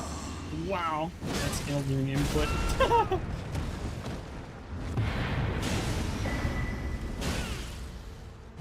I love how his bubble basically lasted 2 hits there. Did you guys see that? This guy's bubble, it protected him when he blew up, And then it was still there for an extra hit when I hit him. You guys see that? Like, sometimes it's just a visual desync, but there, like, it was actually there for 2 hits. I don't think I've ever seen that before. Like, usually bubbles like that are desync, but it's just visuals. Like, there, the bubble was there for 2 hits for that guy. Like, he took less damage on the explosion and on my attack. That's quite strange.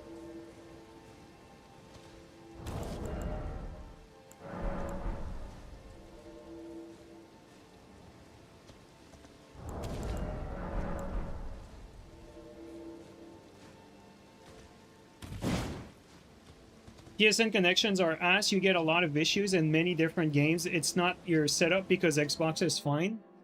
I mean, that makes sense. I think they're shitting the ball. They're shitting the ball, and they should be very careful because, quite frankly, like,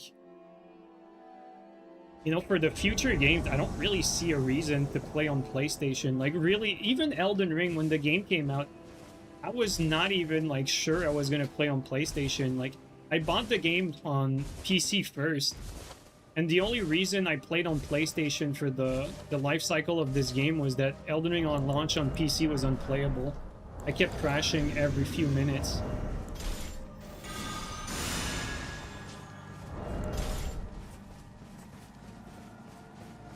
And so, you know, if that didn't happen, maybe I would have only been playing on PC, who knows?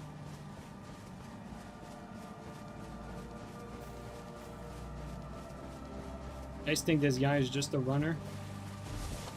It says there's 3 players in there, but...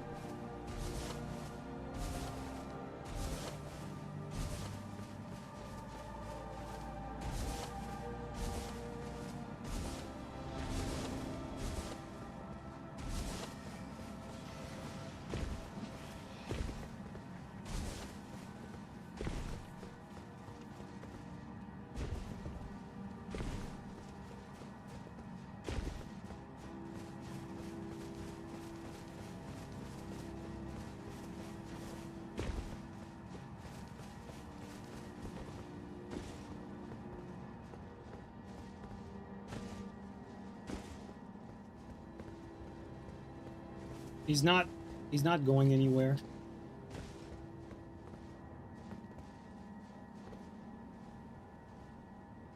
He's just dropping down. Oh, there's a phantom down there. Just a runner.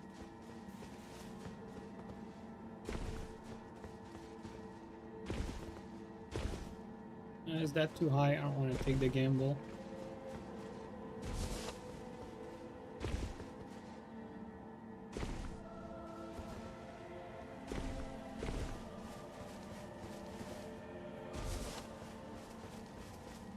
Like, see there, a bad play would have been to follow the host there, because he knows what he wants to do. This is a treacherous hat, and he could easily ambush you in many ways. And so the smart play is to take your time, go around, and not rush it. That being said, my buffs are probably going to run out. And if the host is just running forever, I don't really see the point in playing this.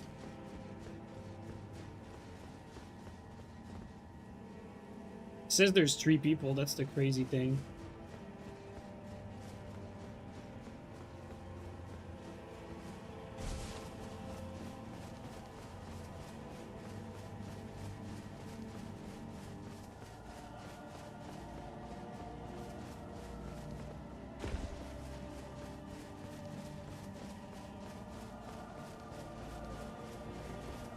At least we have the good Skyrim music.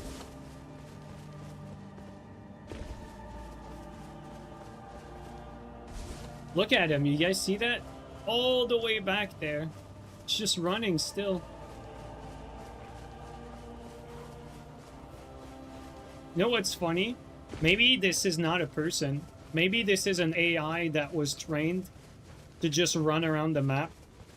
And this is an AFK farmer who's put a lot more effort into AFK farming. And so he just like set up an AI to like control his character to just run around the map like in a specific pattern.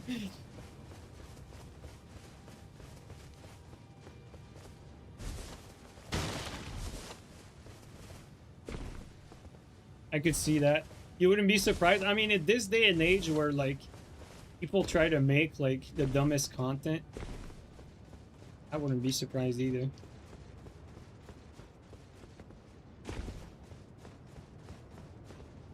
I don't even see him. Oh, yeah, I see him. He's way back there.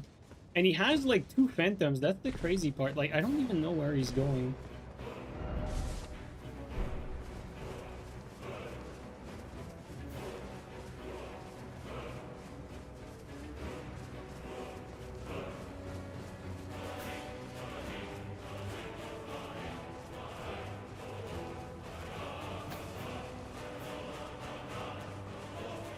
Multiplayer game of the year, by the way, for real though. Oh, Phantom died. Honestly, guys, this was a blue. This might actually be an AFK farmer that has this little like run that he does.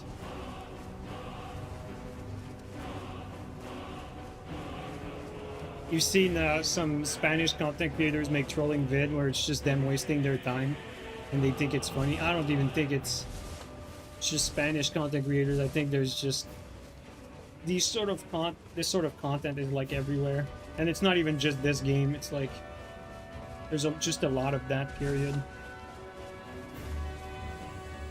But I don't think we're gonna keep doing that if I see that he's trying to run like around the map. We're just gonna get away from here, but I'm kind of curious. I'm genuinely curious. Oh, is that a red? It's a red. There's a red chasing him. No way, we're 2 against this guy. Okay, we have a chance, dude. We need to catch him. No way, we've been chasing him like 2 of us. That's crazy. All right, we're gonna need to play this smarter. Yeah, this is definitely on purpose. Like, he's AFK farming with this strat. Okay, there he is. We see him. We see him, but I don't know if we can pinch him, though.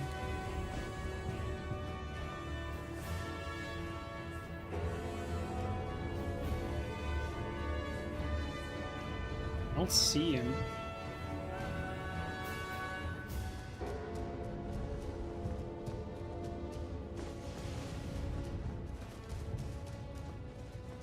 Need to have him on radar.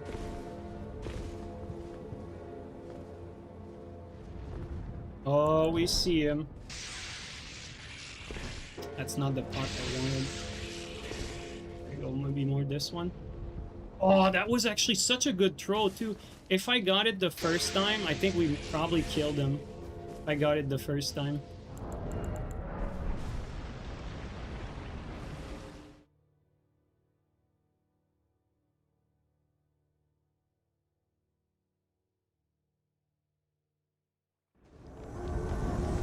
Okay, we are close to him.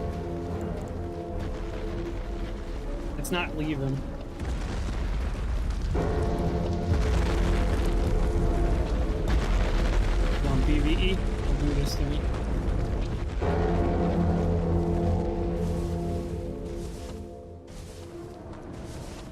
Oh, he's playing. You can just see it. He is playing, dude. This guy is playing as the runner. Bro, he is 100%. It's not an AI. It's not a bot. The guy is 100% there, dude. This is his thing. Oh, yeah. He is 100% here.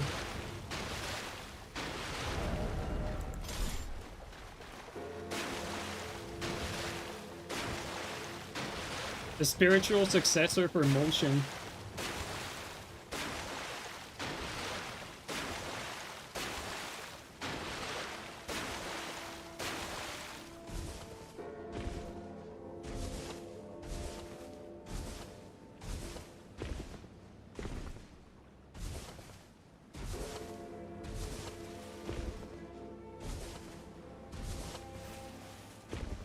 We lost a bit of ground there.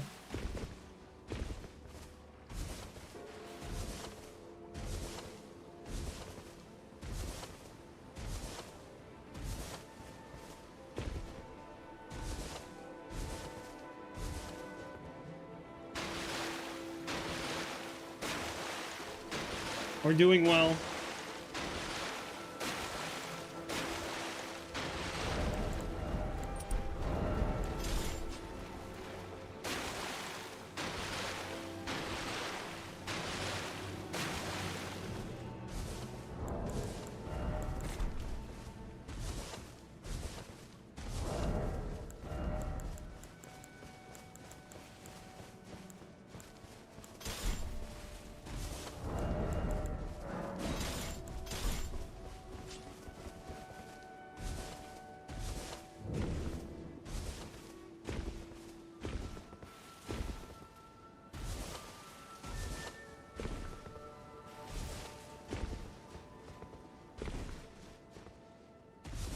This is crazy. Bro, some of these people are insane. Like, actually insane. Oh, I lost him there. Probably took a turn down here. He did. Kinda lost him there. Problem with these people is they know, like, every route, and they get to decide. Escape artist, I mean, it's not really hard to do what he's doing. It's really not. Bro, what the fuck is that spawn? We're never catching up to him anymore. Bro, that's like the most horrible spawn you could ever have. Like, can I even make it back? Am I stuck here? What is this shit spawn, dude? This game is so bad. Bro, what the fuck is this? At least we have another red in there.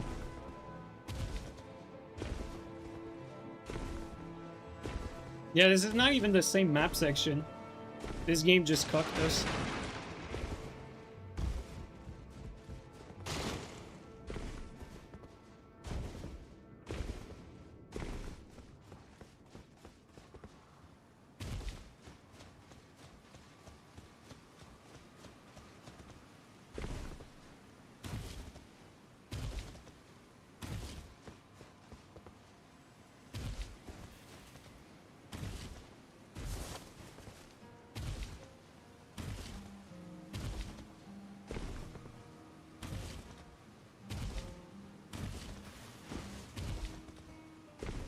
Alright, let's see here.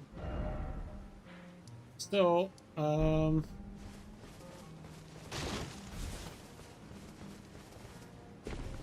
let's see where he's going. Oof. I think he's going, like, he's doing, like, straight massive circles around the map.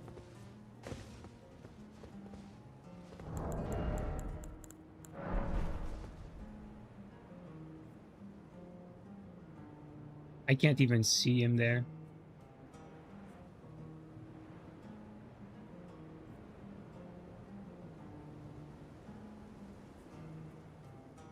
Oh, I just saw him, like, barely, I think. Nope, never mind, it's just a reflection. Okay,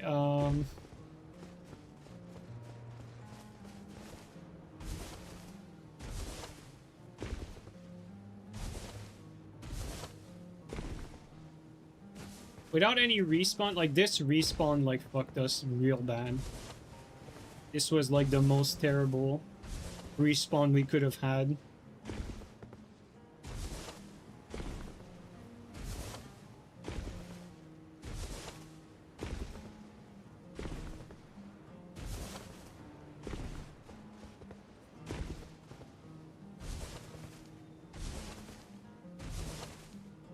Go to sleep, good luck with the manhunt. Yeah. Might be AI. Yeah, it might be. But I don't think he is, because he only started jumping when he saw me behind him. So I don't think so. I don't think it's an AI bot. If it was an AI bot, the AI would basically play quote-unquote optimally, and he would always be jumping like that to go faster. And this guy only jumped when he saw me behind him. So that leads me to believe that, you know, Might be just a crazy person, which, you know, it's pretty common. Crazy person in this game are quite common, guys, believe me. Believe me, I know.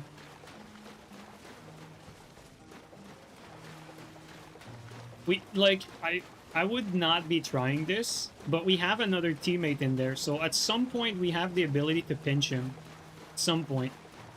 It's just that being out of the red fingers is quite bad. It's a pretty significant disadvantage.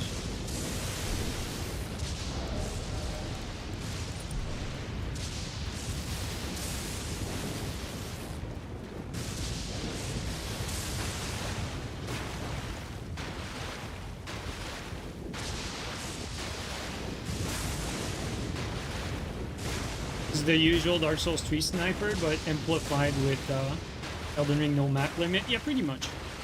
Yeah, that sounds about right. Like, people at Pontiff in Dark Souls 3 were doing exactly that all the time. But like you said, the map was way more limited.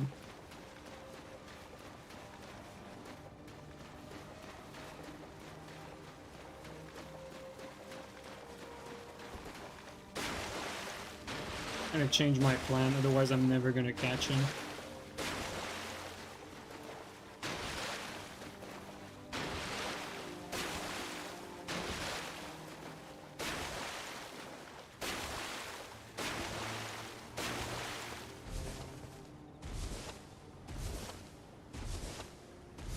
It does go to show, like, you know, like, this person is not doing anything special other than they have a route and, you know, they know exactly where they're going every time.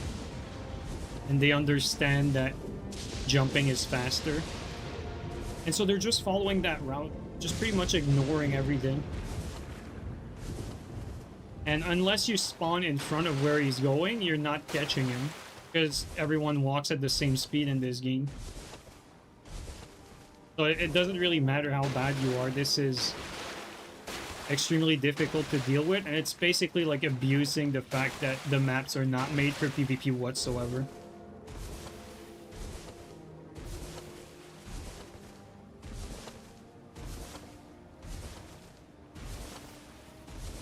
Should have created 9 alts? Nah, bro. Way more than that.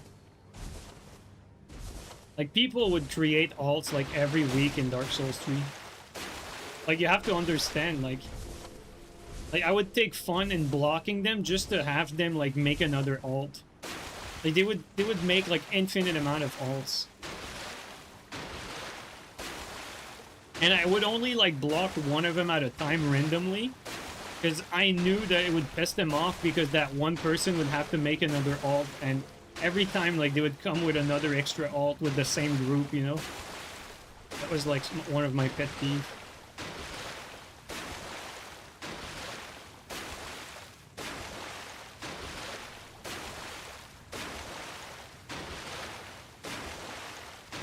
You spawn on him a couple of times, Bonebolt, but he's too latent to kill before you escape the lock-on. His name looked Japanese, so I don't know.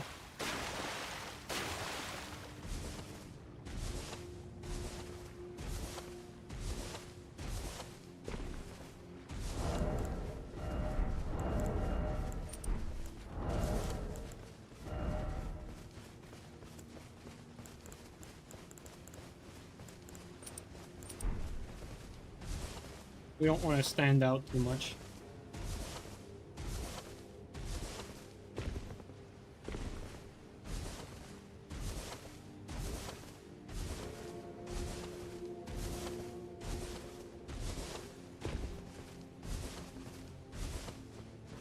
That he killed you after the night? You know what? Usually when they say that, I mean, it's really not hard to win a 1v1 in this game, first of all. Like, you know, it's very easy to scam someone. And also, like, you know, I don't necessarily always play with good setups either. But with that being said, usually when gankers say that, they, you know, they get their kill while ganking, you know. They never mention that, but most of the time that's actually what happens.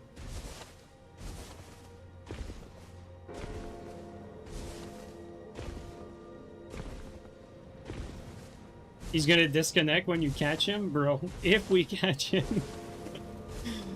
Yeah.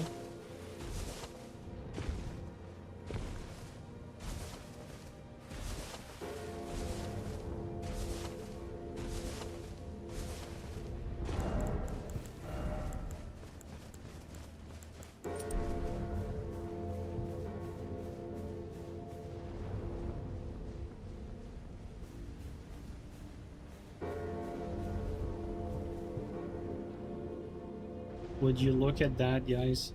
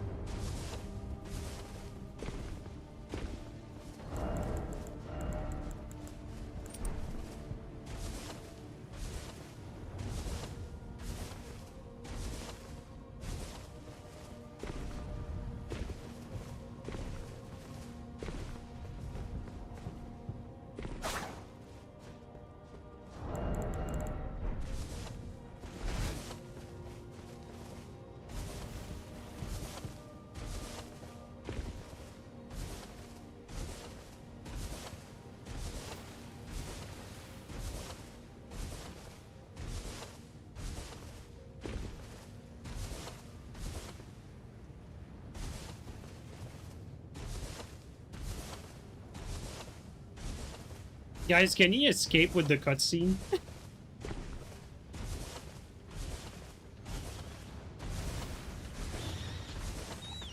Okay, he's not doing that.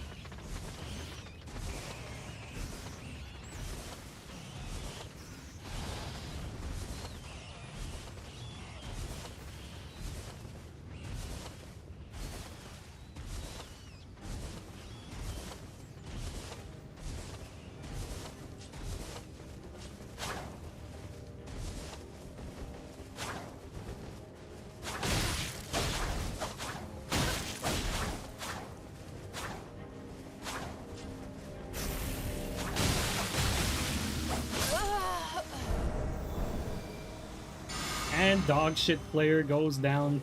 Didn't mean to do that, meant to be a kick, but we got it. See guys, we outsmarted him. I noticed that he was doing the same like massive circle around the map, dude. And so instead of chasing him, I just went to the same spot he went last time. He just had his route and he was doing it over and over. We outsmarted the crazy.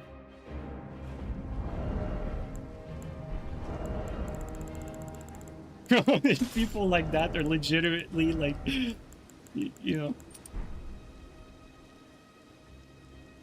they're insane.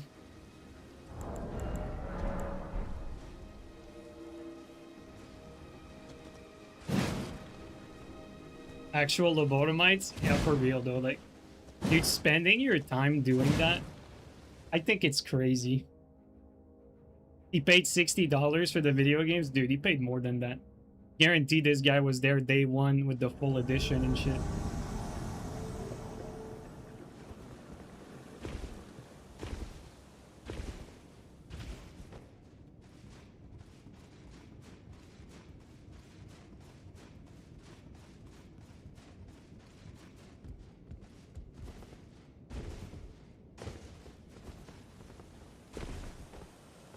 Where's that host at? Bro, are we gonna be chasing like the whole time? Oh, there he is.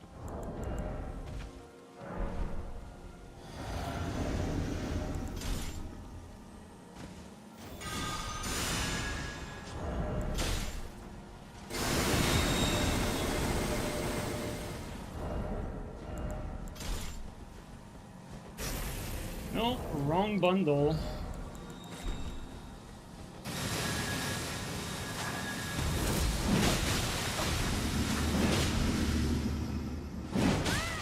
Nice. Alright.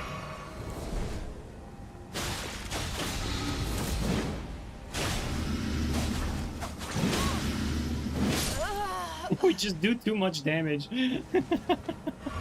The moment he slips up, we 2-tap him.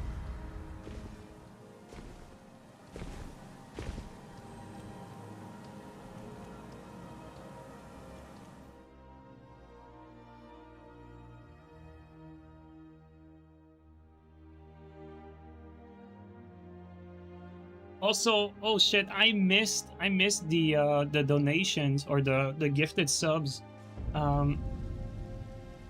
Will and Spirit, thank you so much for the resub, dude. That was 2 hours ago. Thank you so much for the resub. For 5 months, man. Haven't been able to watch the lives, but I still appreciate your dedication to Souls PvP. Thanks, man. Also, Braver Than You, thanks for the 5 gifted, dude. Really appreciate it. That was 17 minutes ago, so probably during the run chase down. And Goldmask, thanks for the gifted sub as well. Thank you so much, guys. Really appreciate that. Sorry I missed it. I don't know what I was doing. Too focused on my mental patience, man. Can't let him get away.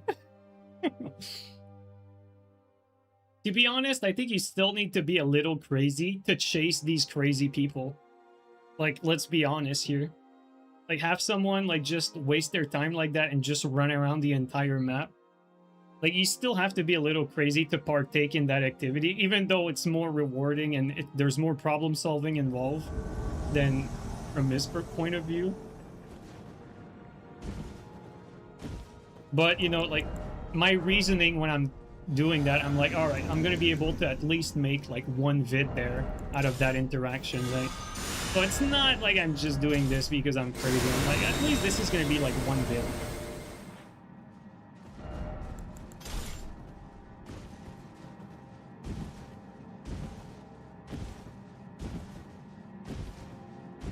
That was a puzzle invasion? Yes, it was a puzzle invasion. That's the right way to put it. Because there was no skill involved in that. Maybe a little bit of parkour, but to be fair, this guy knew exactly where he was going, and you need to know exactly every spot that he employs in order to chase him.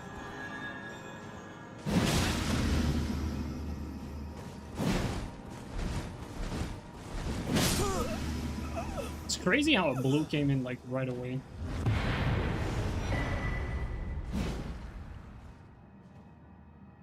Oh well. And this build slaps though. Like, we do so much damage.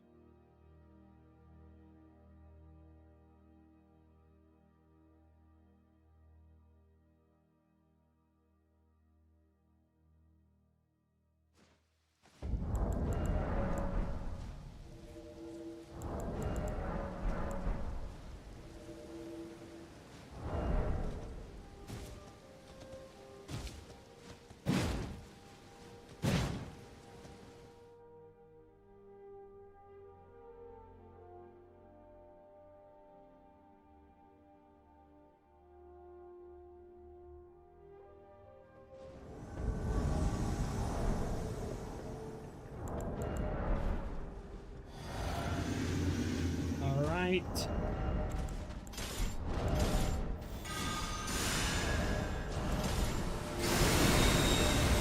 My birds! Over here! Let's ignore the host for now.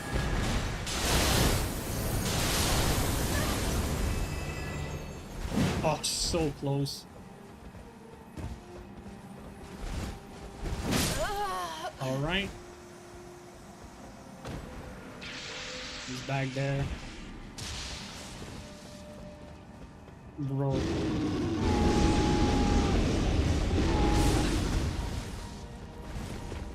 Ah, so close.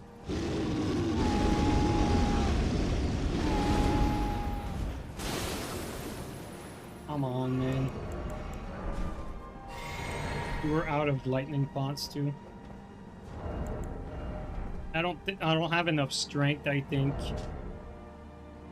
I say I don't have enough strength, but oh, a blue came in. I was about to say like we're gonna try to do something here, but with the blue coming in, better being safe.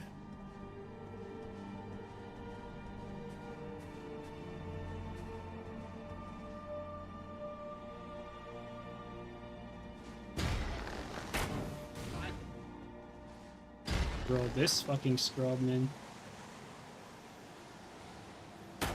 That's a bad shot.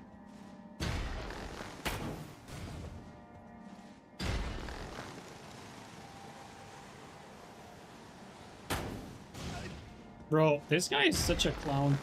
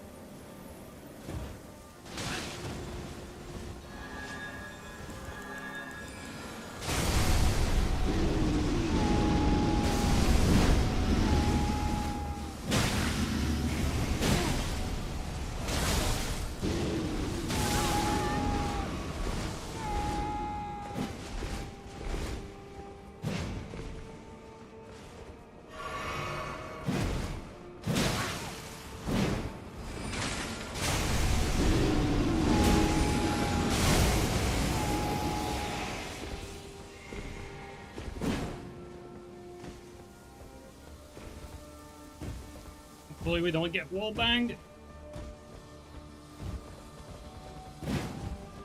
Let's keep moving. I don't think we want to stop and fight him.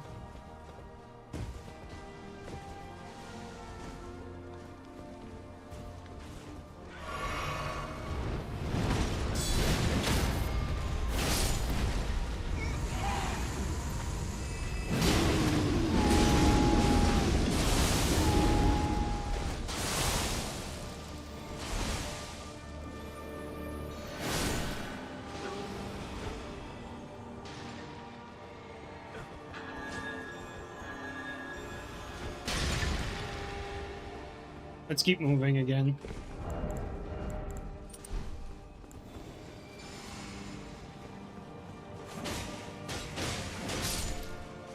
We're gonna use big boy here.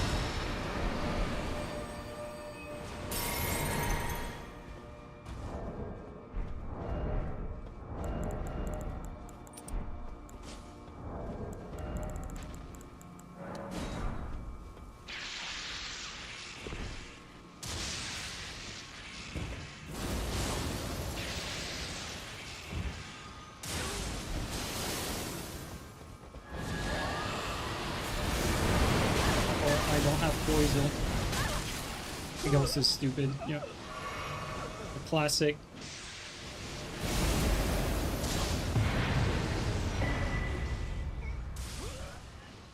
There you go. Classic case.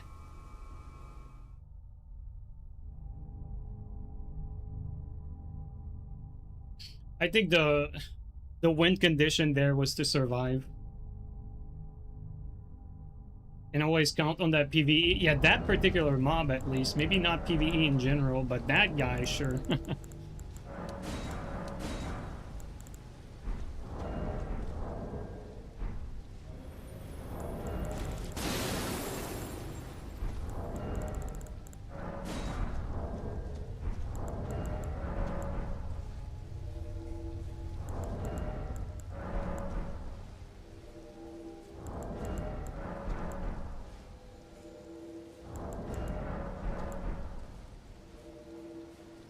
What's the least amount of poise you'd recommend? Well, not what I have right now. I'd say 88. 88 is what you should be going for. I clearly am not running 88 right now. But I run 88 like 90% of the time. The reason why I'm not rocking it right now is I was trying to make a version of the tree spear that just focuses entirely on damage. And so, you know, we got light armor and all our stats are poured for offense pretty much. So yeah, that's what it looks like.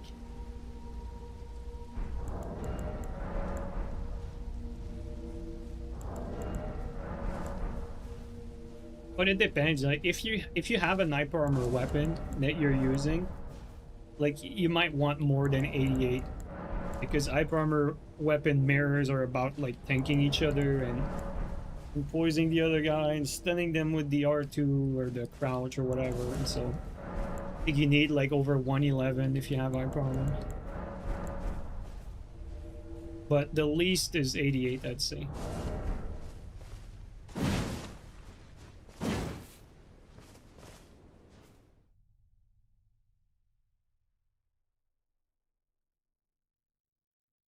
Only mob in the entire game worth is salt, true.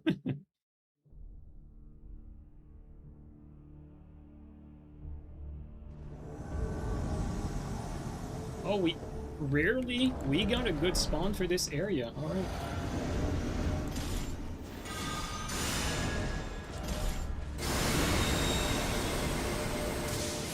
Nice. Barely, but we made it.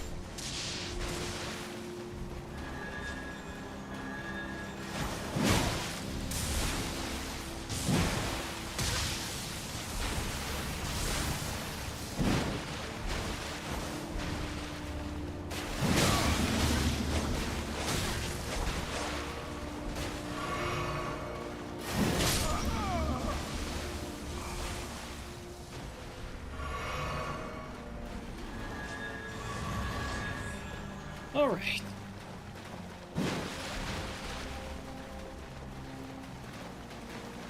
Close.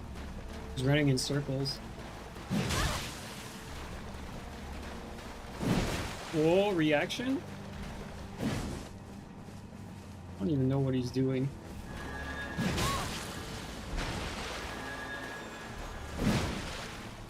Panic rolled that. Just happened to be the correct timing. I thought he was trying to do something for a second, but he was just like randomly running in circles. He was not trying to do anything logical. I was being careful for no reason. Lightning Weasel? Yeah. I always wondered why FromSoft made it so that you can run past 99% of mobs in this game. I have no idea. And also, like, that's even more the case with the fact that ever since Dark Souls 3, they didn't make, like, fog walls like Dark Souls 2, where, like, you can basically, like, grab levers, fog gates, or interact with anything without any repercussion, because you're invincible while you do it. Whereas it wasn't like that in Dark Souls 2. I don't know, like, from a PvE perspective, like, I don't know why they would ever do that, aside from appealing to casuals. That's the only, you know, like, appealing to the actual scrubs. That's the only thing I can think of.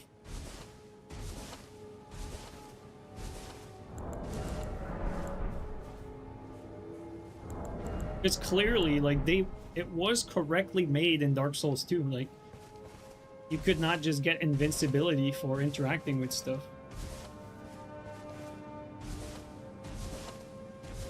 And most games, keep in mind, guys, like, most games don't make you invincible while you interact with things. Like, when you open gates and stuff like that in other games, like, it's, you know, like, how you disarm a bomb in Call of Duty, right?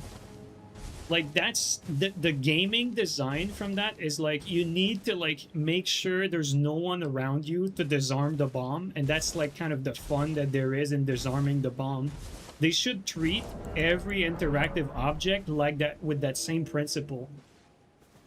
Like to make it so that it's an actual game to interact with X or Y object. You can't just do it freely. Otherwise, it's not part of the game anymore. It's a chore. Like, why are you interacting with this thing when it has like really no bearing on what you're doing because you're just invincible there. Like, it needs to be gamified, and it's very simple. You do that by making it so that you have to be careful of your surroundings when you do it. I mean, it's very basic, very simple. I feel like I'm overcomplicating it, but I feel like I was always like disappointed that they removed or they made like you invincible ever since Dark Souls 3 when you interact with objects. I always felt like that was very unnecessary. And not just for PvP, like for PvE as well. People always think that I'm only ever thinking about PvP, but I always try to think like from what I would like PvE wise as well, and what I think, you know, players would like to. But obviously though, when it comes to the scrubs, you can't really talk for them because they don't even know what they'd like. An input moment. Okay.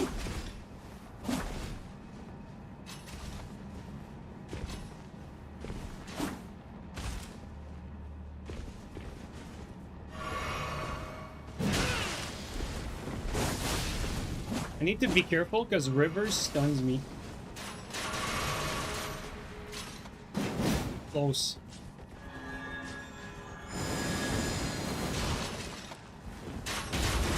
Stupid lock on, bro. Okay, thank God this is over. Dude, the lag on the host there again.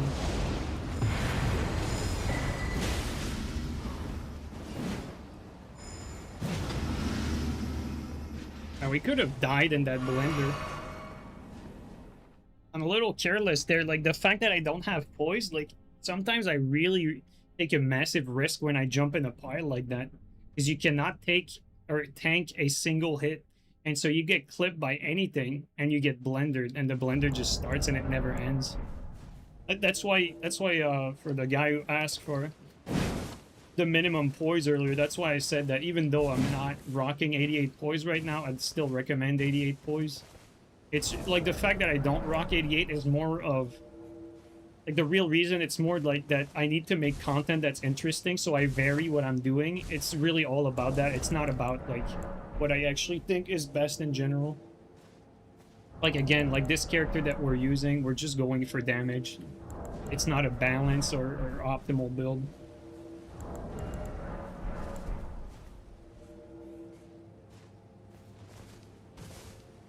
For speedrun, it's more convenient. Well, even for speedrun, it doesn't really matter. Like speedrunners, like will adapt to what the game is.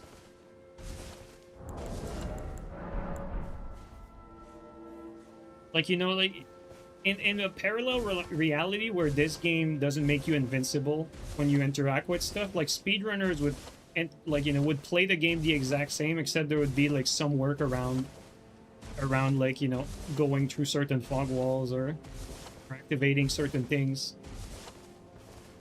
That's it. Like, it wouldn't really change them. Like, they would have a slightly different runs, but everyone would.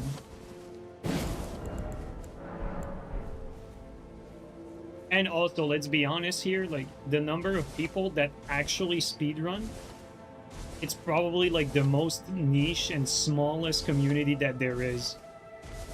Like, you know, I'm not talking about people who watch speedruns, but people that actually do speedruns.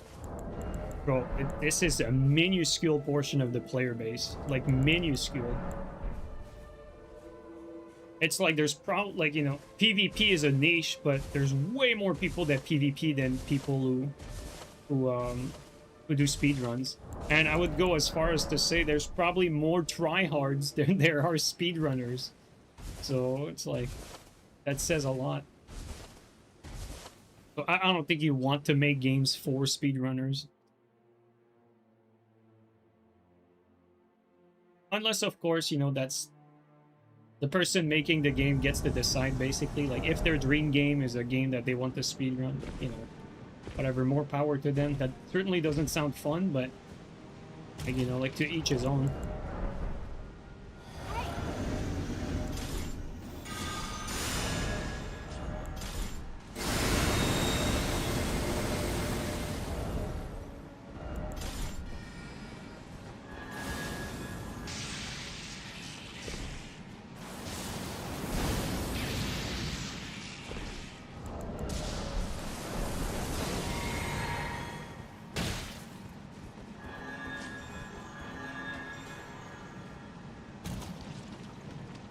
Focus on the mage.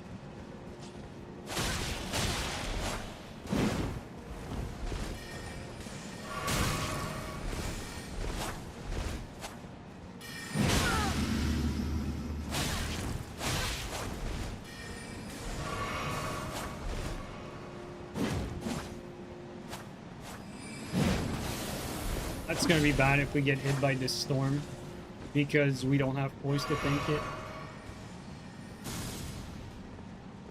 This is just a terrible spot to fight. Like, it's actually horrible.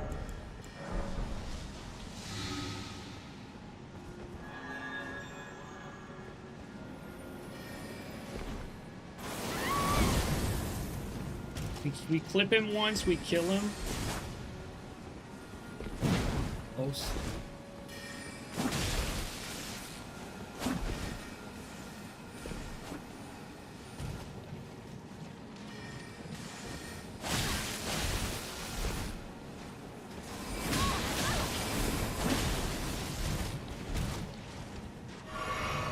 This is so annoying.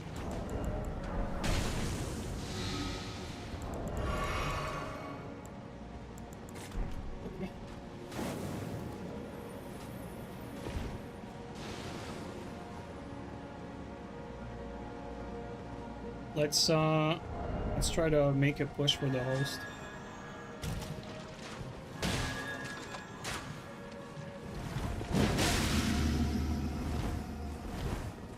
Oh, come on, man.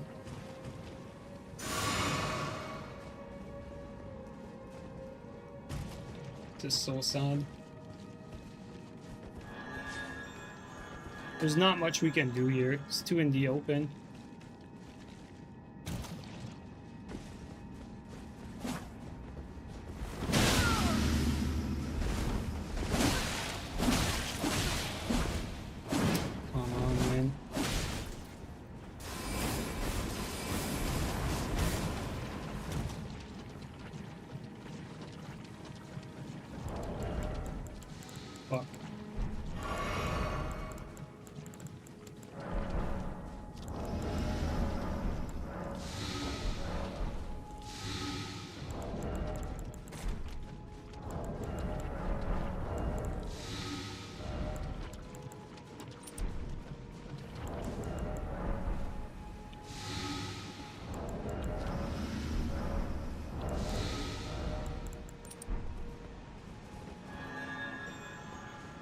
Let's book it. We can't fight them here. This is the worst spot. We're gonna let them eat a dick.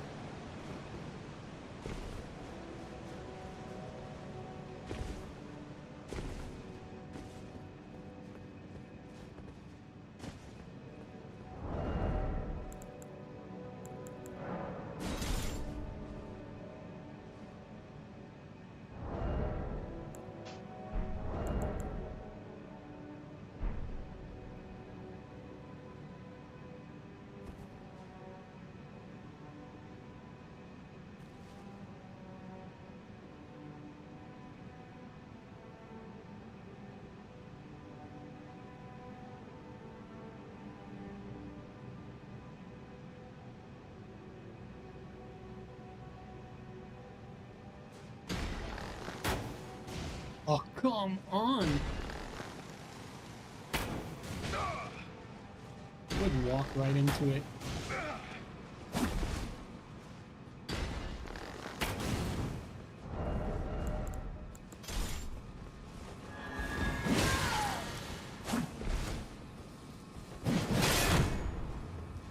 This one should player down.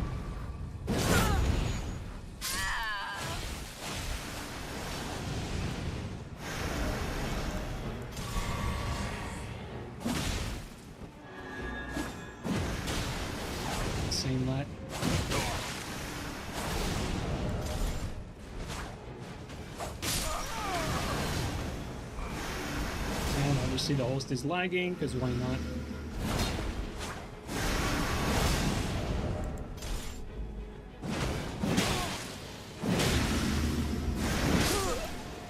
That's crazy. All this trouble just for it to end like that.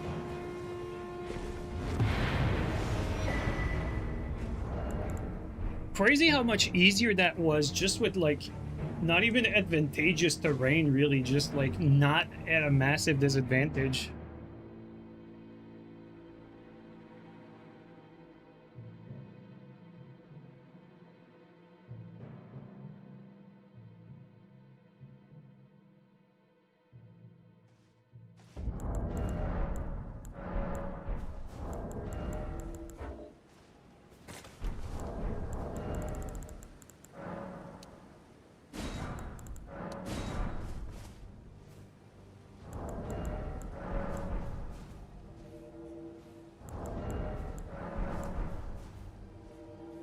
Spamming like that on 1 HP? Yeah, that's Elden Ring, dude.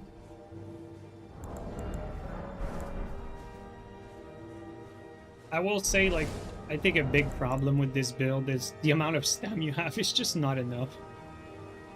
Like, seriously, if I was to remake this, I'd probably, like, switch out either Rotten Wing or Spear Tally for, like, you know, like, anything else and have, like, more armor, more endurance.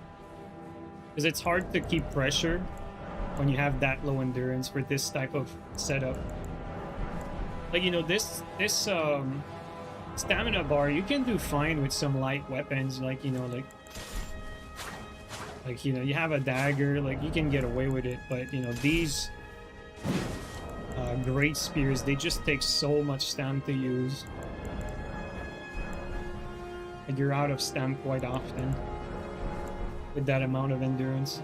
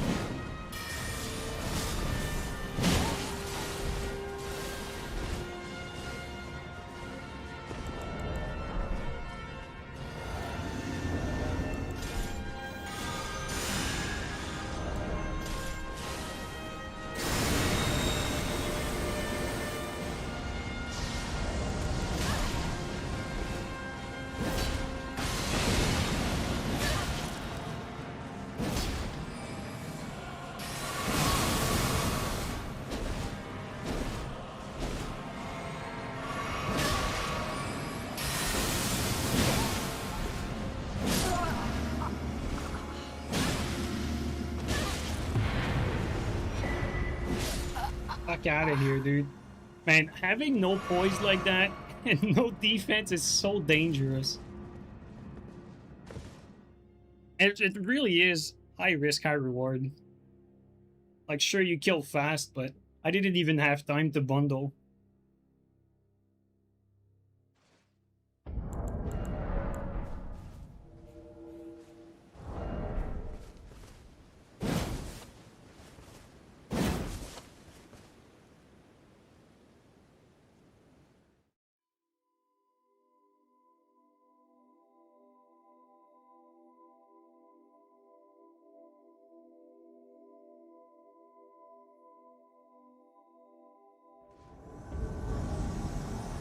Oh, this place. 2 players. And mage from the looks of it.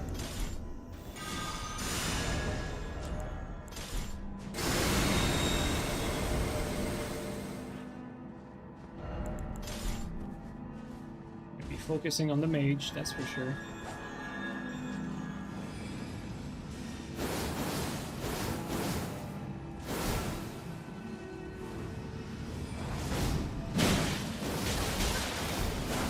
God, the mage actually does big damage.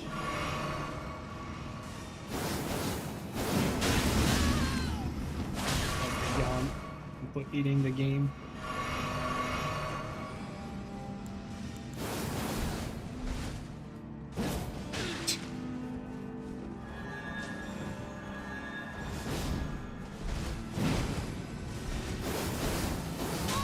A lot of stun.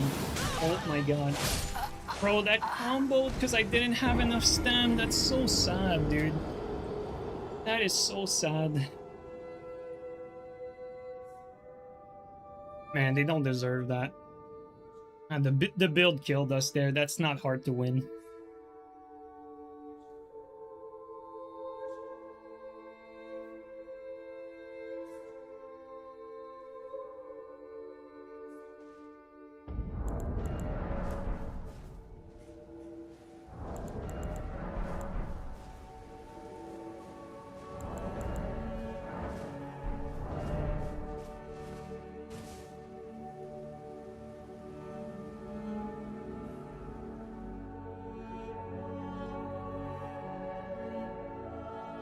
Think they'll be able to top Skyrim with Elder Scrolls 6? I don't know, man.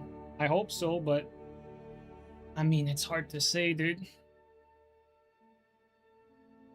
I mean, I certainly hope so. Like, that's the game I'm looking forward to the most. I know people are very pessimistic about it, but I can't help myself. I'm just very eager to play that.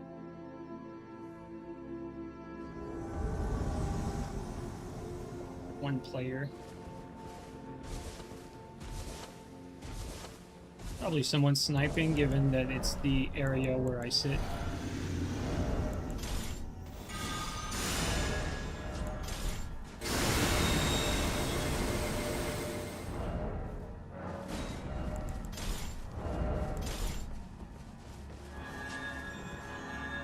Is he gonna run like the guy before? Is that what it's gonna be? Almost looks like it.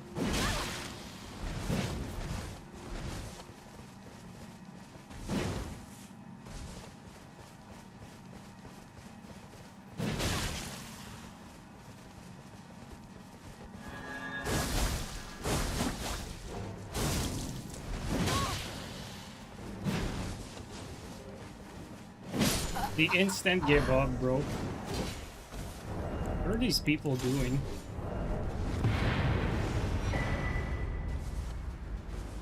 You wish they used ID tech? Why? Or the game would come out like in 2040, dude, if they used another engine. Like, you already have the best of both worlds because they're going to be using Creation Engine with Unreal on top, just like Oblivion Remaster, except that this time around it's going to run a lot better because not all versions of Unreal are created equal. The Oblivion Remaster, I think, was made with Unreal like 5.2 or 5.3, and Unreal like 5.7 and 5.8, they run so much better than the versions prior to that.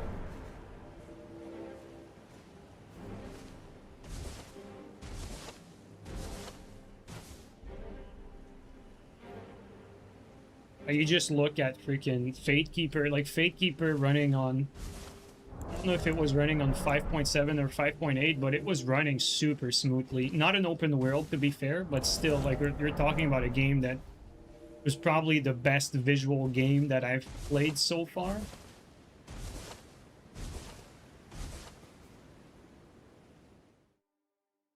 And like, you know, like the ID tech thing, guys, you have to understand, like, not all engines are made for the same purpose. Like, you can't just like say, oh, use this engine when the engine is not made whatsoever to account for like 20,000 objects with physics in a world. Like, that's just not how it works. Like, there's a reason why they're not switching from Creation Engine either. Like just the mod support alone, like, you know, Creation Club is their cash cow on top of that, and the modding is like probably the most important part about these games and their longevity. Like, you switch engine to something that's more like closed, like ID Tech, that would be a suicide decision. That'd probably be like the worst decision they ever made, even if that's what you want. It's not what you actually want because you don't know what the aftermath would be. It would kill the modding scene ultimately. Not altogether, but most of it.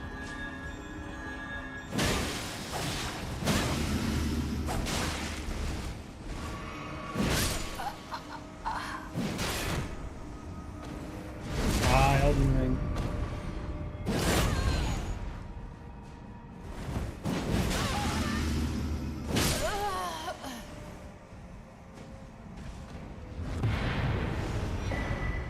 Unreal 5 is fine, though just developers suck at optimizing. It's a mix of both. Like the thing is, like, gamers love to complain about things that they're ignorant about, and sometimes they're right and sometimes, you know, they're wrong. With Unreal, it's like half truth, because on one hand, you know, developers that are intelligent develop with Unreal Engine 4, which is a finished engine. Like, the support for UE4, like, the engine is complete. Like, it's production ready and it's battle tested. Whereas Unreal Engine 5, until like version 5.7, 5.8, was still in mostly experimental stage, and developers were using stuff that was mostly experimental. And so, like, it was never going to run as well. But, like, now we're entering the phase where Unreal Engine 5 is starting to get at the end of its development cycle, and it's about to be, like, production ready, like Unreal Engine 4 was. And so you're going to start seeing games that actually run well on UE5, because now it's entering a stage where the engine is just made way more optimally now. Like, you have to understand, most of the issue that UE5 had to do with shader compilation, and this is something that they really only addressed like recently. And, you know, gamers could put the blame on Epic, because technically Epic waited way too long to address that. Like, it should have been their focus, like, you know, like 5 versions ago, you know what I mean? Like, they should not have waited until that late into Unreal's life cycle before doing that. With that being said, from a developer point of view, like, Unreal is an amazing piece of software to work with. It's a really good piece of software, and if used properly,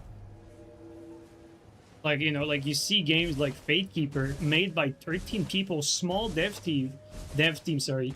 You know, best looking game that came out that I've played. You know, maybe there's better looking games out there. I'm sure there are, but from what I've played, best looking game, and it ran super well as well.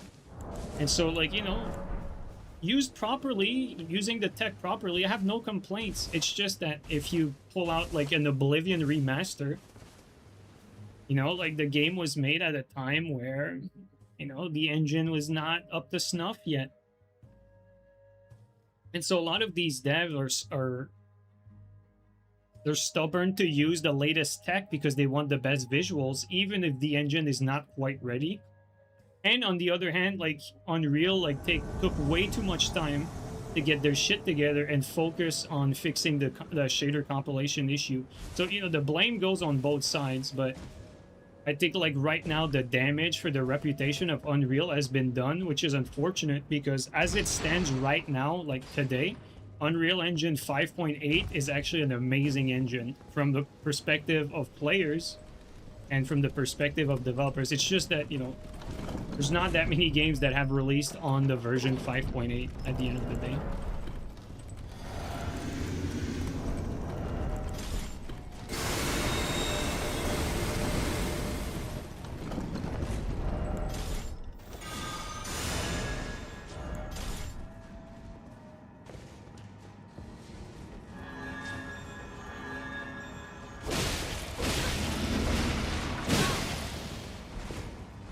Close.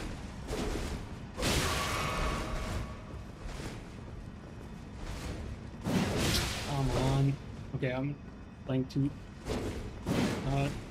in a rush here. Okay, there we go. Like bad there. You gonna fog wall me?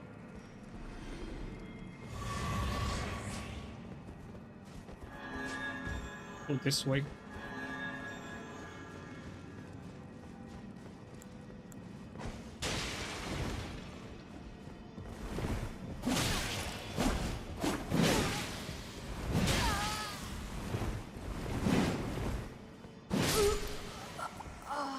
I almost choked that. That was my fault.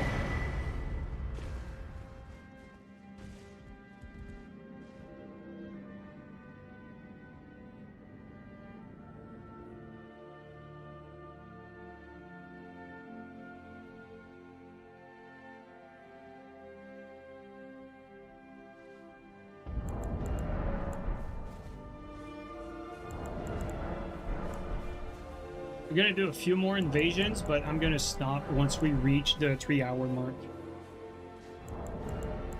So far, I'll say, you know, this was fun. I definitely want to try this build again, but like slightly different where I don't just put all my points in offense. Like I would like to try another version of this that's more balanced, but that still can access Sword of Light.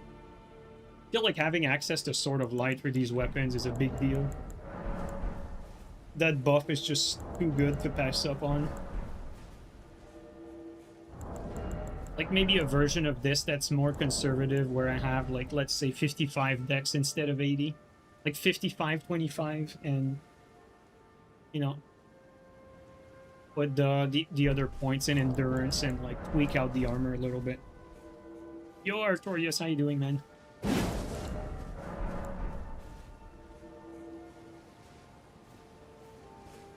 It's like today I feel like we won some invasions that were difficult, but we also lost invasions that were easy. And quite frankly, I feel like maybe I would not have won those that are difficult, but I certainly would have won those that that were easy with, you know, a build like this that's a little more tanky. Something with some poise, you know. So it goes both ways. 55 should be more than enough. Yeah, exactly. That's what I'm thinking. But like I wanted to push, you know, I wanted to push the damage. I wanted to see like how far can we push this? I guess does it get like crazy high damage wise if we just pump points in dex and fate? And quite frankly, the scaling sort of plateaus. Yeah, you get diminishing returns, obviously. So you get very little for what you invest after certain points.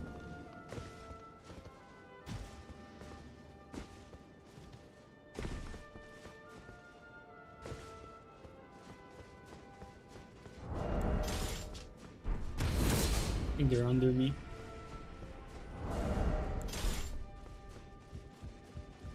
Or above, I don't know anymore. No, they definitely did not go through here. We're gonna wait for them at the Grace.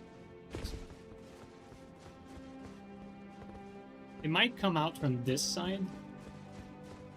So we're gonna be waiting for them here, basically. Yeah, they're gonna come from here. We're gonna wait a little bit.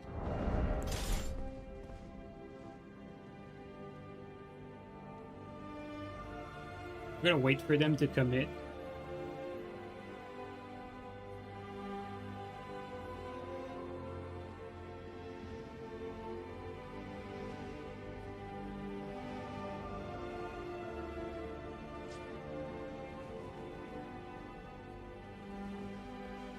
I think he saw me. Either that or he's sniping.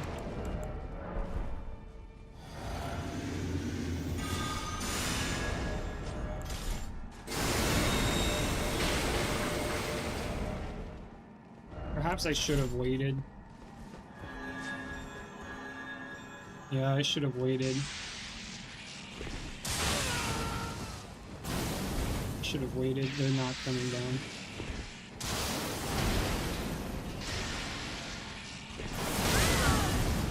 Actually pretty even trade-wise.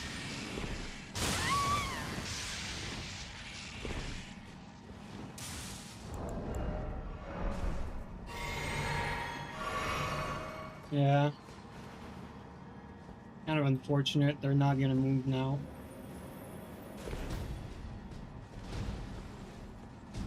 Let's make our play.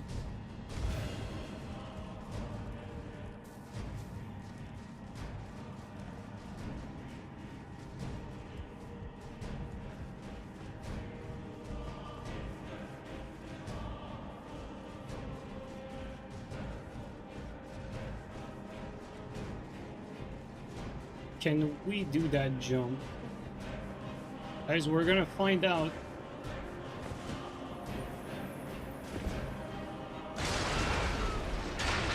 We can.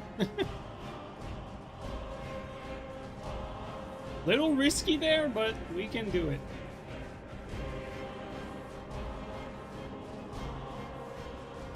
We're gonna rebuff.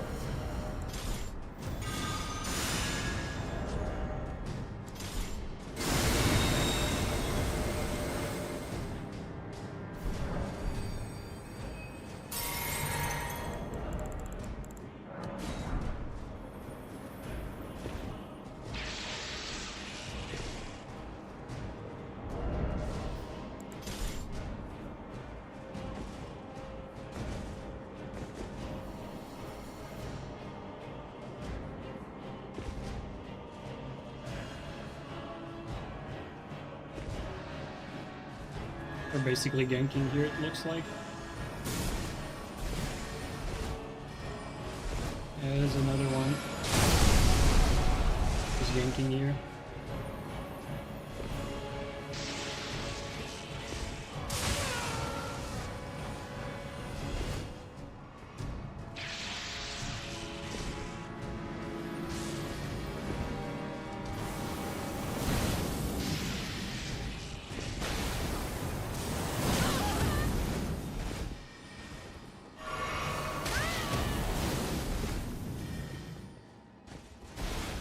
God, these people suck ass, dude. All they do is just sit back and our physic wore off. Quite frankly, like, I'm about to end stream. We're gonna just go and invade someone else. Like, I don't have time for this at this point. They're just sitting there doing nothing. They don't want to play the level. If we were earlier in the stream, you know, I'd give it a shot, but I don't have time for this. We have time for like one invasion or two. Not to sit there for 30 minutes entertaining shit players.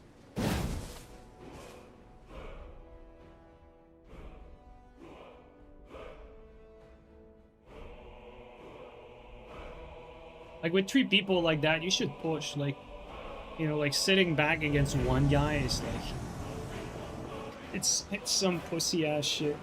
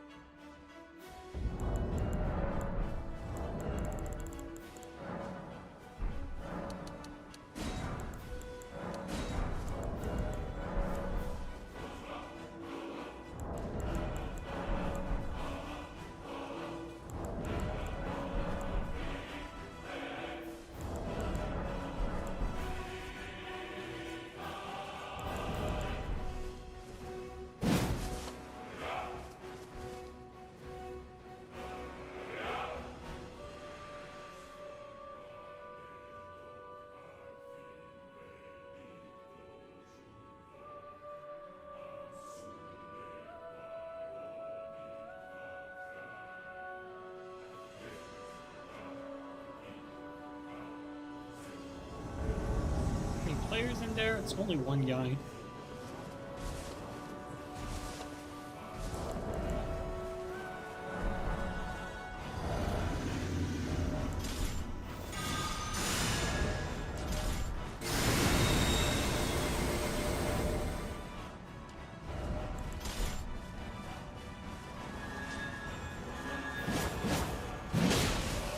He's late now.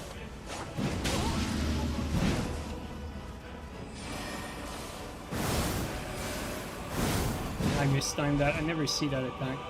You could have punished that.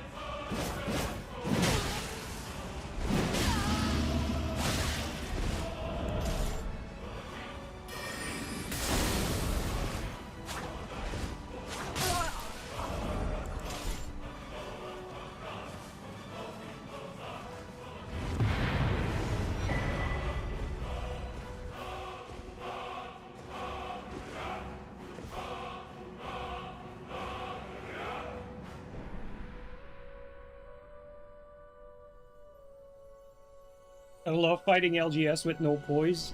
Yeah, at least I 3-shot. At least.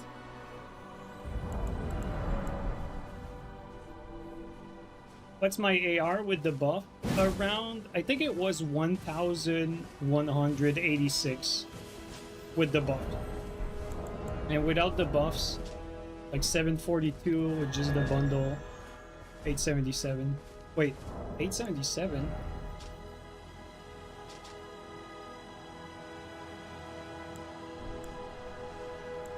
Never mind.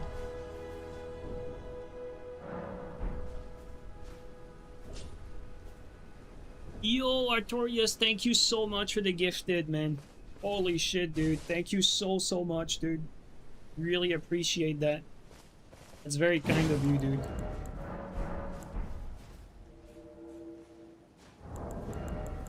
But again, guys, for we're late into the stream now. Like we've been streaming for almost 3 hours.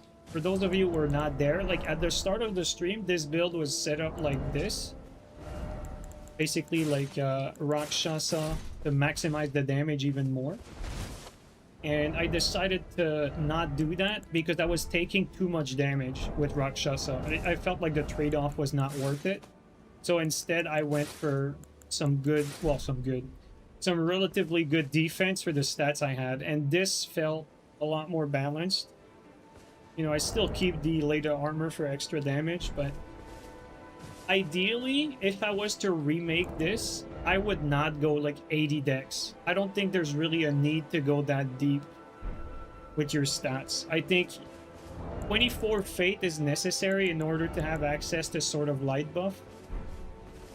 But I would probably remake this around 55 dex or 50 dex with Millicent Prosthesis gets to 55, something like that. And then I would pour like all my points into endurance, all the points that I would get from lowering my dex. I'd put it all in endurance, wear some heavier armor, and just have this build, but have it be more balanced, not like just damage focused. But to be fair, that was the plan today. The plan was just to try 3 spears in the context of like just focusing on damage. Like if you look at our talisman, like, you know, like our talisman is basically damage, multi-hit damage, and then damage again. So we're like fully committed to big damage. And our physic is holy damage on top of that. And, you know, our buff routine, instead of Golden Vow, we're going for Golden Epita, which does more damage, and then Sword of Light. So everything about this is just damage, damage, damage, but you're very squishy at the end of the day. And again, the aftermath or the side effect of this sort of strategy is that you'll win invasions that are very hard and you were not supposed to win, purely because you can 2-shot or 3-shot players, or 1-shot them, depending on what's going on. But you will also lose invasions that are easy to win because you're too squishy, and like just a slip up on a banana peel gets you killed.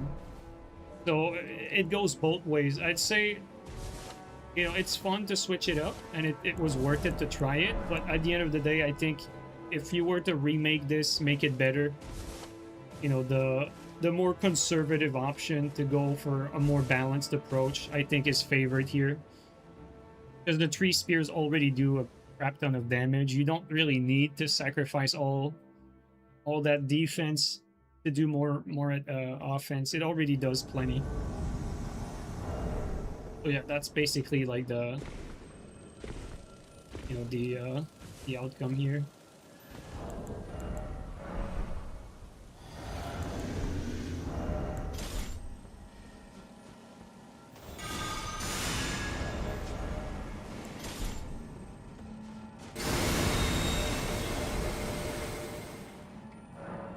We can see the casters up top there.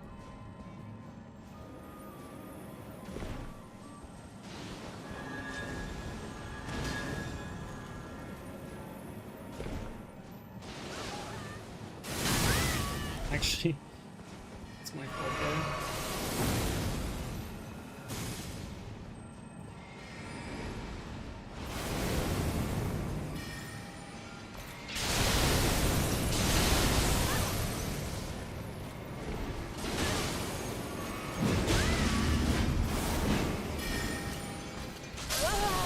We got a cheater? I think we got a cheater in there.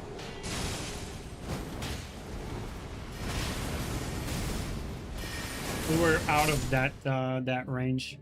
I think that was a cheater. I don't know which one. I think it was the Dart solo guy. I think this guy was cheating.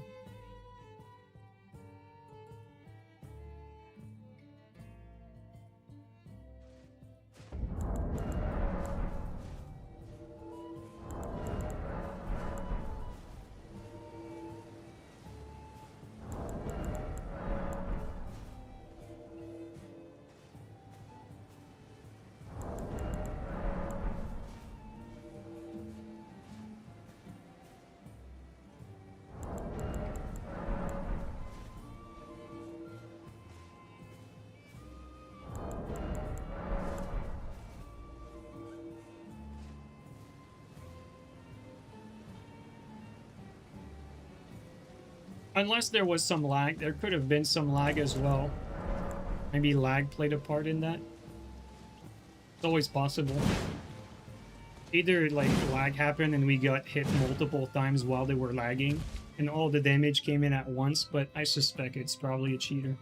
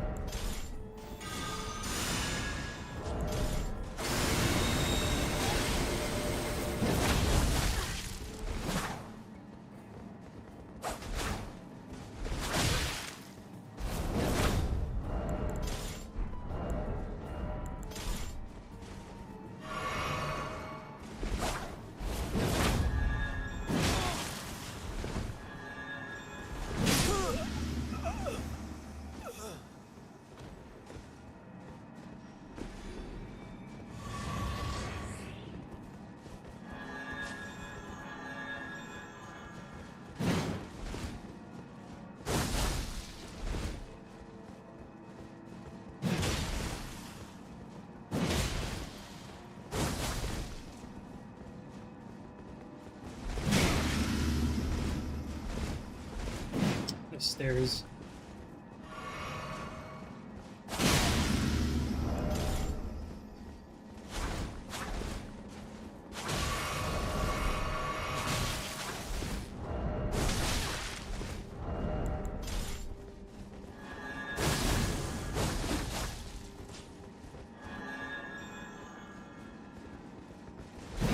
Close.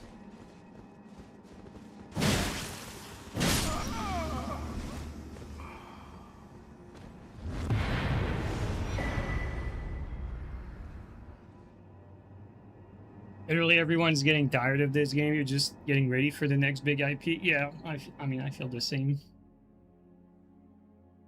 You know, I say that often, but I think I like repeating myself at this point. If it was not for the channel, I would not be playing Elden Ring, like, guaranteed. It's really because I need to keep the channel alive because it would be, like, letting too much work go to waste, like, building that up to that point. I don't want to let it go to waste. Especially since, you know, there's hope for future games to be good. Like, even if it's not a From Software game, like, you know, like Elder Scrolls 6, for instance. Like, if I pivot the channel toward Elder Scrolls 6 when it comes out in, like 3 years or so, or 4 years, whatever. Like, keeping that channel alive throughout Elden Ring would have been worth it if, you know, if that happens, you know. So, that's why I'm still hanging around, but I don't really care too much about Elden Ring, really. Aside from the fact that I'm a competitive person and I get involved in the fights and I like to trash talk and that sort of stuff. It looks like I care, but it's just like how I approach like most things, not necessarily, that has nothing to do with Elden Ring.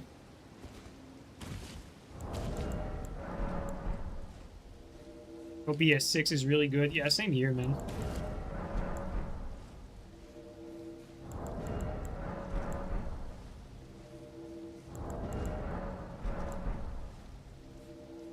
We look forward to the day we can kiss Elden Ring goodbye. Well, you know, I got lucky because my friend Gabri showed up to the stream not so long ago and he gifted me $500 to buy a Switch 2 specifically for Duskblood.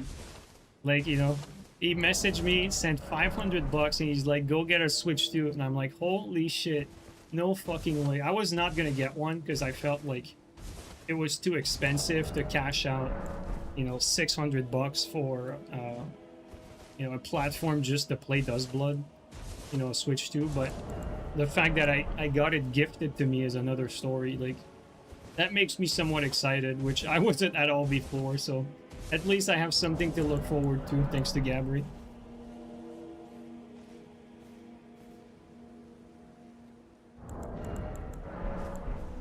It could be filthy, it could be. It could be, but you have to understand, like, no matter like how much better the seamless 3v3 are, like at the end of the day, this is still Elden Ring, and like the game is going nowhere, right?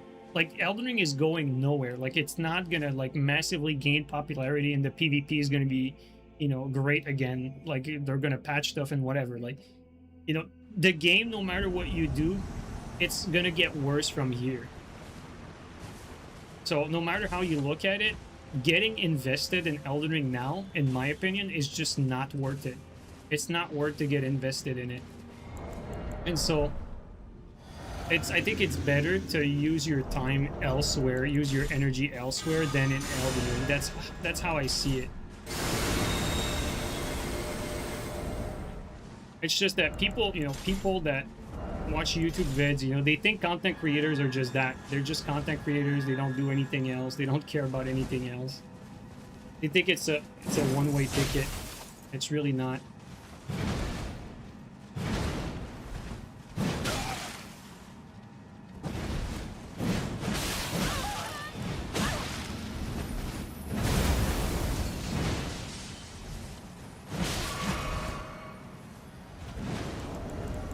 I have to be careful because this whole thing he did combos because I have no poise.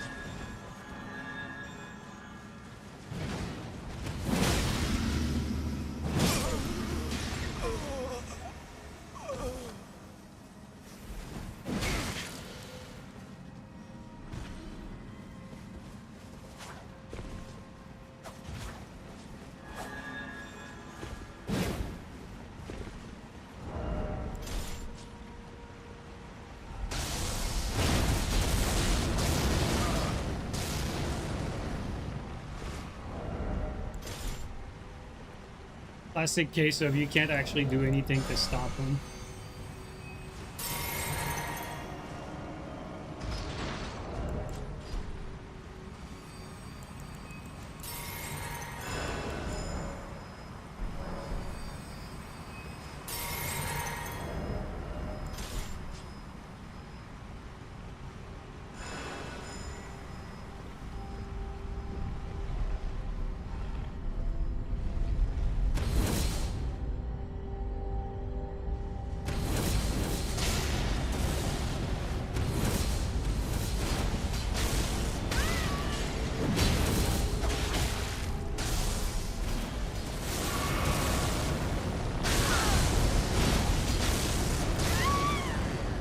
Waste of time.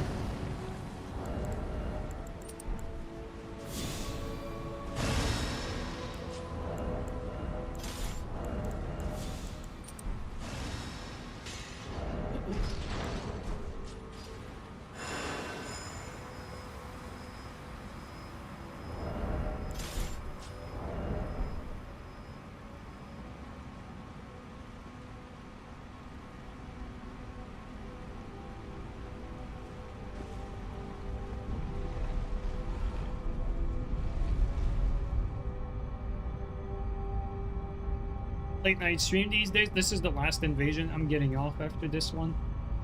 We already streamed for 3 hours.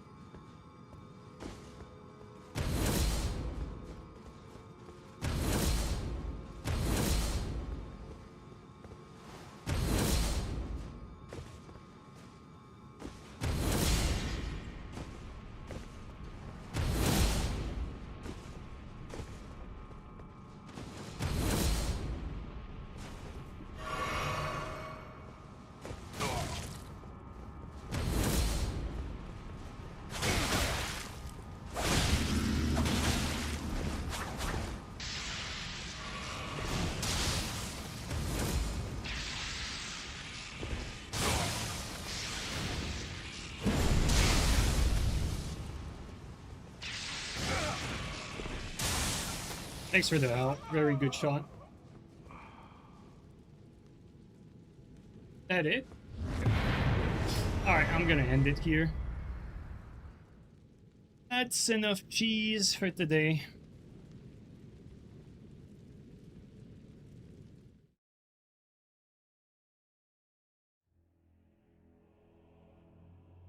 Alright, guys. Thank you so much, everyone, though. I really appreciate you guys still hanging around. Like, you know, you guys make these streams, like, way better. If it wasn't for you guys, I would not be doing this. Like, I still, honestly, I still enjoy myself interacting with chat. Like, we have some nice people here, and I'm very grateful for that. I really don't take it for granted. Thank you, thank you guys so much for still being here. Really appreciate it. All right, on that note, though, I'm have to get off. This is enough Elden Ring for me today. All right, fellas, take it easy, guys, and as always, catch you guys up next time. Let's raid. Let's raid. Let's see here.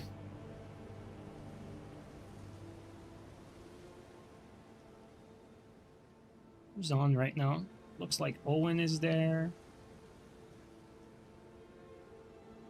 Yeah, we got Alluvial, Owen, Goffer. Let's raid Alluvial. I haven't seen him in a while, so we usually raid Owen quite often, so we're gonna give a chance to someone else. All right, have a good night, guys.